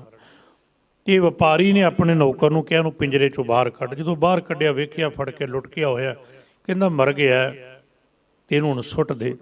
ਜਦੋਂ ਉਹਨੇ ਰੱਖਿਆ ਸੀ ਨਾ ਵੇਖਿਆ ਸੀ ਹੈ, ਤੇ ਜਦੋਂ ਸੁੱਟਣ ਲਈ ਚੁੱਕਣ ਲੱਗਾ ਨੌਕਰ ਤੇ ਤੋਤਾ ਉੱਡ ਗਿਆ। ਉੱਡਦਿਆਂ ਲੱਗਿਆਂ ਤੋਤੇ ਨੇ ਮਾਲਕ ਨੂੰ ਇੱਕ ਸ਼ਬਦ ਕਿਹਾ, ਕਹਿੰਦਾ ਮਾਲਕ ਜੀ ਤੁਹਾਡਾ ਬਹੁਤ ਧੰਨਵਾਦ। ਮਾਲਕ ਕਹਿੰਦਾ ਧੰਨਵਾਦ ਕਿਉਂ? ਕਹਿੰਦਾ ਮੇਰਾ ਸੁਨੇਹਾ ਜੋ ਦਿੱਤਾ ਸੀ ਨਾ ਮੇਰੇ ਸਾਥੀਆਂ ਨੂੰ। ਕਿਉਂ? ਕਹਿੰਦਾ ਇਹਦਾ ਕੀ ਧੰਨਵਾਦ? ਧੰਨਵਾਦ ਵਾਲੀ ਗੱਲ ਛੱਡ, ਤੂੰ ਇਹ ਦੱਸ ਵੀ ਪਹਿਲਾਂ ਉਹ ਮਰੇ ਹੁਣ ਤੂੰ ਮਰੇ, ਹੁਣ ਤੂੰ ਉੱਡ ਗਿਆ, ਗੱਲ ਕੀ ਹੈ? ਉਹ ਕਹਿੰਦਾ ਮੇਰੇ ਸਾਥੀਆਂ ਨੇ ਮੈਨੂੰ ਇੱਕ ਗੱਲ ਸਮਝਾਤੀ ਸੀ ਵੀ ਇਹ ਕਹਿੰਦਾ ਮੇਰਾ ਤੋਤਾ ਤੁਹਾਨੂੰ ਸਲਾਮ ਕਹਿੰਦਾ ਹੈ, ਤੇ ਸਾਨੂੰ ਪਤਾ ਲੱਗ ਗਿਆ ਸੀ ਕਿ ਉਹ ਸਾਥੀਆਂ ਨੂੰ ਪਤਾ ਲੱਗ ਗਿਆ ਕਿ ਮੈਂ ਤੇਰੀ ਗੁਲਾਮੀ 'ਚ ਹਾਂ, ਤਾਂ ਕਰਕੇ ਉਹ ਮੇਰੇ ਸਾਹਮਣੇ ਤੇਰੇ ਸਾਹਮਣੇ ਜਿਉਂਦੇ ਮਰ ਗਏ। ਉਹਨਾਂ ਨੇ ਇੱਕ ਸਿੱਖਿਆ ਦੇ ਦਿੱਤੀ ਸੀ, ਜੇ ਮਾਲਕ ਦੇ ਪਿੰਜਰੇ 'ਚੋਂ ਨਿਕਲਣਾ ਹੈ ਨਾ, ਪਿੰਜਰੇ 'ਚੋਂ ਨਿਕਲਣ ਲਈ ਮਾਲਕ ਦੇ ਸਾਹਮਣੇ ਜਿਉਂਦਾ ਮਰਨਾ ਪਏਗਾ। ਇਸ ਲਈ ਜੇ ਅਸੀਂ ਜੀਵ ਆਤਮਾ ਨੂੰ ਸਰੀਰ ਰੂਪੀ ਪਿੰਜਰੇ 'ਚੋਂ ਮੁਕਤ ਕਰਨਾ ਸਦਾ ਸਦਾ, ਤੇ ਫਿਰ ਗੁਰੂ ਸਾਹਮਣੇ, ਪ੍ਰਭੂ ਸਾਹਮਣੇ, ਮਾਲਕ ਸਾਹਮਣੇ ਜਿਉਂਦਿਆਂ ਮਰਨਾ ਪਏਗਾ। ਭਾਵ ਕਿ ਆਪਣਾ ਆਪ ਸਮਰਪਣ ਕਰਨਾ ਪਏਗਾ। ਤਨ ਮਨ ਧਨ ਸਭ ਸੌਂਪ ਗੁਰ ਕੋ, ਹੁਕਮ ਮੰਨਿਆ ਪਾਈਐ। ਐਸੇ ਜੀਵ ਕੀ ਕਰਦੇ ਨੇ? ਪੂਰਾ ਪੁਰਖ ਪਾਇਆ ਵਡਭਾਗੀ। ਜਿਹੜੇ ਜਿਉਂਦਿਆਂ ਮਰ ਗਏ ਉਹਨਾਂ ਨੇ ਉਹ ਪੂਰਨ ਪੁਰਖ ਪ੍ਰਭੂ ਪਰਮਾਤਮਾ ਨੂੰ ਵੱਡੇ ਭਾਗਾਂ ਨਾਲ ਪ੍ਰਾਪਤ ਕਰ ਲਿਆ। ਸੱਚ ਨਾਮ ਲਿਵਲਾਵੈ, ਦਿਨ ਰਾਤ ਉਹ ਸੱਚੇ ਵਿੱਚ ਲੀਨ ਰਹਿੰਦੇ ਨੇ, ਅਭੇਦ ਰਹਿੰਦੇ ਨੇ। ਮਤ ਪ੍ਰਗਾਸ ਭਈ ਮਨ ਮਾਨਿਆ ਰਾਮ ਨਾਮ ਵਡਿਆਈ। ਮਤ ਦੇ ਅੰਦਰ ਗੁਰਮਤ ਆ ਗਈ, ਆਪਣੀ ਮਤ ਨਹੀਂ ਰਹਿ ਗਈ, ਤੇ ਅੰਦਰ ਪ੍ਰਗਾਸ ਆ ਗਿਆ। ਕਿਹੜਾ? ਜਿਹਨੂੰ ਸਾਹਿਬ ਨੇ ਕਿਹਾ ਜੈ ਗਿਆਨ ਪ੍ਰਗਾਸ ਅਗਿਆਨ ਮਟੰਤ। ਮਨ ਮਾਨਿਆ, ਮਨ ਮੰਨ ਗਿਆ, ਸੰਤੁਸ਼ਟ ਹੋ ਗਿਆ। ਮਨ ਮਾਨੈ ਲੋਗ ਨਾ ਭਤੀਜੈ, ਨਾ ਭਤੀਜੈ ਤੋ ਕਿਆ ਕੀਜੈ। ਰਾਮ ਨਾਮ ਵਡਿਆਈ, ਮਨ ਦਾ ਮੰਨਣਾ ਵੀ ਪ੍ਰਭੂ ਦੇ ਨਾਮ ਦੀ ਵਡਿਆਈ ਹੈ। ਨਾਨਕ ਪ੍ਰਭ ਪਾਇਆ ਸ਼ਬਦ ਮਿਲਾਇਆ, ਸਹਿ ਬਖਸ਼ਿਸ਼ ਕਰਦੇ ਨੇ। ਅੰਤਲੀ ਪੰਗਤੀ ਅੰਦਰ ਸ਼੍ਰੀ ਮੁੱਖ ਵਾਕ ਦੀ ਕਿ ਮਾਲਕ ਪ੍ਰਮਾਤਮਾ ਪਾਲਿਆ ਗਿਆ, ਨਾਨਕ ਪ੍ਰਭ ਪਾਇਆ ਸ਼ਬਦ ਮਿਲਾਇਆ। ਕਿਵੇਂ ਪਾਇਆ ਜੀ? ਸ਼ਬਦ ਦੁਆਰਾ ਮਿਲਿਆ। ਫਿਰ ਸ਼ਬਦ ਦੇ ਦੱਦੇ ਨੂੰ ਸਿਹਾਰੀ, ਸ਼ਬਦ ਦੁਆਰਾ ਮਿਲਿਆ। ਜੋਤੀ ਜੋਤ ਮਿਲਾਈ, ਜਿਹੜੀ ਸਾਡੀ ਜੀਵ ਆਤਮਾ ਰੂਪੀ ਜੋਤੀ ਹੈ ਉਹ ਮਾਲਕ ਰੂਪੀ ਜੋਤ ਅੰਦਰ ਮਿਲ ਜਾਂਦੀ ਹੈ, ਤੇ ਮਿਲ ਗਈ। ਇਹ ਗੁਰਮੁਖਾਂ ਦੀ ਵਡਿਆਈ ਹੈ। ਇੰਨੀਆਂ ਬੇਨਤੀਆਂ ਪ੍ਰਵਾਨ ਕਰਨੀਆਂ, ਸਮੇਂ ਦੀ ਮਜਬੂਰੀ ਕਰਕੇ ਆਪਾਂ ਅੰਤਲੇ ਸ਼ਬਦ, ਅੰਤਲੀਆਂ ਪੰਗਤੀਆਂ ਕੇਵਲ ਸ਼ਬਦੀ ਅਰਥ ਕੀਤੀਆਂ। ਧੰਨ ਗੁਰੂ ਗ੍ਰੰਥ ਸਾਹਿਬ ਜੀ ਦਾ ਕੋਟਾਨ ਕੋਟ ਧੰਨਵਾਦ। ਸਤਿਗੁਰੂ ਕਿਰਪਾ ਕਰਨ। ਸਾਧ ਸੰਗਤ ਜੀ ਜਿੰਨੇ ਵੀ ਸਾਡੇ ਚੈਨਲ ਨੇ, ਮਾਧਿਅਮ ਨੇ, ਉਹਨਾਂ ਦੁਆਰਾ ਅਸੀਂ ਗੁਰਬਾਣੀ ਨੂੰ ਸਾਧ ਸੰਗਤ ਜੀ ਸੰਗਤ ਤੱਕ ਪਹੁੰਚਾ ਸਕੀਏ। ਇਹ ਯਤਨ ਸੰਗਤ ਟੈਲੀਵਿਜ਼ਨ ਦੁਆਰਾ ਕੀਤਾ ਜਾ ਰਿਹਾ। ਸਭ ਦਾ ਧੰਨਵਾਦ। ਧੰਨ ਗੁਰੂ ਗ੍ਰੰਥ ਸਾਹਿਬ ਕਿਰਪਾ ਕਰਨ। ਜਿਵੇਂ 10 ਸਾਲ ਪੂਰੇ ਕੀਤੇ ਨੇ, ਅੱਗੇ ਆਉਣ ਵਾਲੇ ਸਮੇਂ ਅੰਦਰ ਚੈਨਲ ਹੋਰ ਗੁਰਬਾਣੀ ਗੁਰਮਤਿ ਦੀ ਗੱਲ ਆਪਣੇ ਮਾਧਿਅਮ ਰਾਹੀਂ ਕਰਦਾ ਰਹੇ। ਧੰਨ ਗੁਰੂ ਰਾਮਦਾਸ ਸਾਹਿਬ ਦੇ ਬਚਨ ਆਪਾਂ ਸਾਂਝੇ ਕੀਤੇ ਆ। ਆਪ ਸੰਗਤਾਂ ਦਾ ਹਾਰਦਿਕ ਧੰਨਵਾਦ, ਕੋਟਾਨ ਕੋਟ ਧੰਨਵਾਦ ਧੰਨ ਗੁਰੂ ਗ੍ਰੰਥ ਸਾਹਿਬ ਜੀ ਦਾ, ਜਿਨ੍ਹਾਂ ਨੇ ਬਖਸ਼ਿਸ਼ ਕਰਕੇ 10 ਰਿਤੋਂ ਨਿਮਾਣੇ ਤੋਂ ਸੇਵਾ ਲਈ। ਭੁੱਲਾਂ ਦੀ ਮੁਆਫੀ ਦਿੰਦਿਆਂ ਅਸੀਸਾਂ ਬਖਸ਼ੋ। ਦੇਹੋ ਸੱਜਣਾ ਅਸੀਸੜੀਆਂ ਜੋ ਹੋਵੈ, ਸਾਹਿਬ ਸਿਓ ਮੇਲ ਅਦਬ ਤੇ ਪਿਆਰ ਸਹਿਤ ਆਖੋ ਜੀ। ਵਾਹਿਗੁਰੂ ਜੀ ਕਾ ਖਾਲਸਾ, ਵਾਹਿਗੁਰੂ ਜੀ ਕੀ ਫਤਿਹ।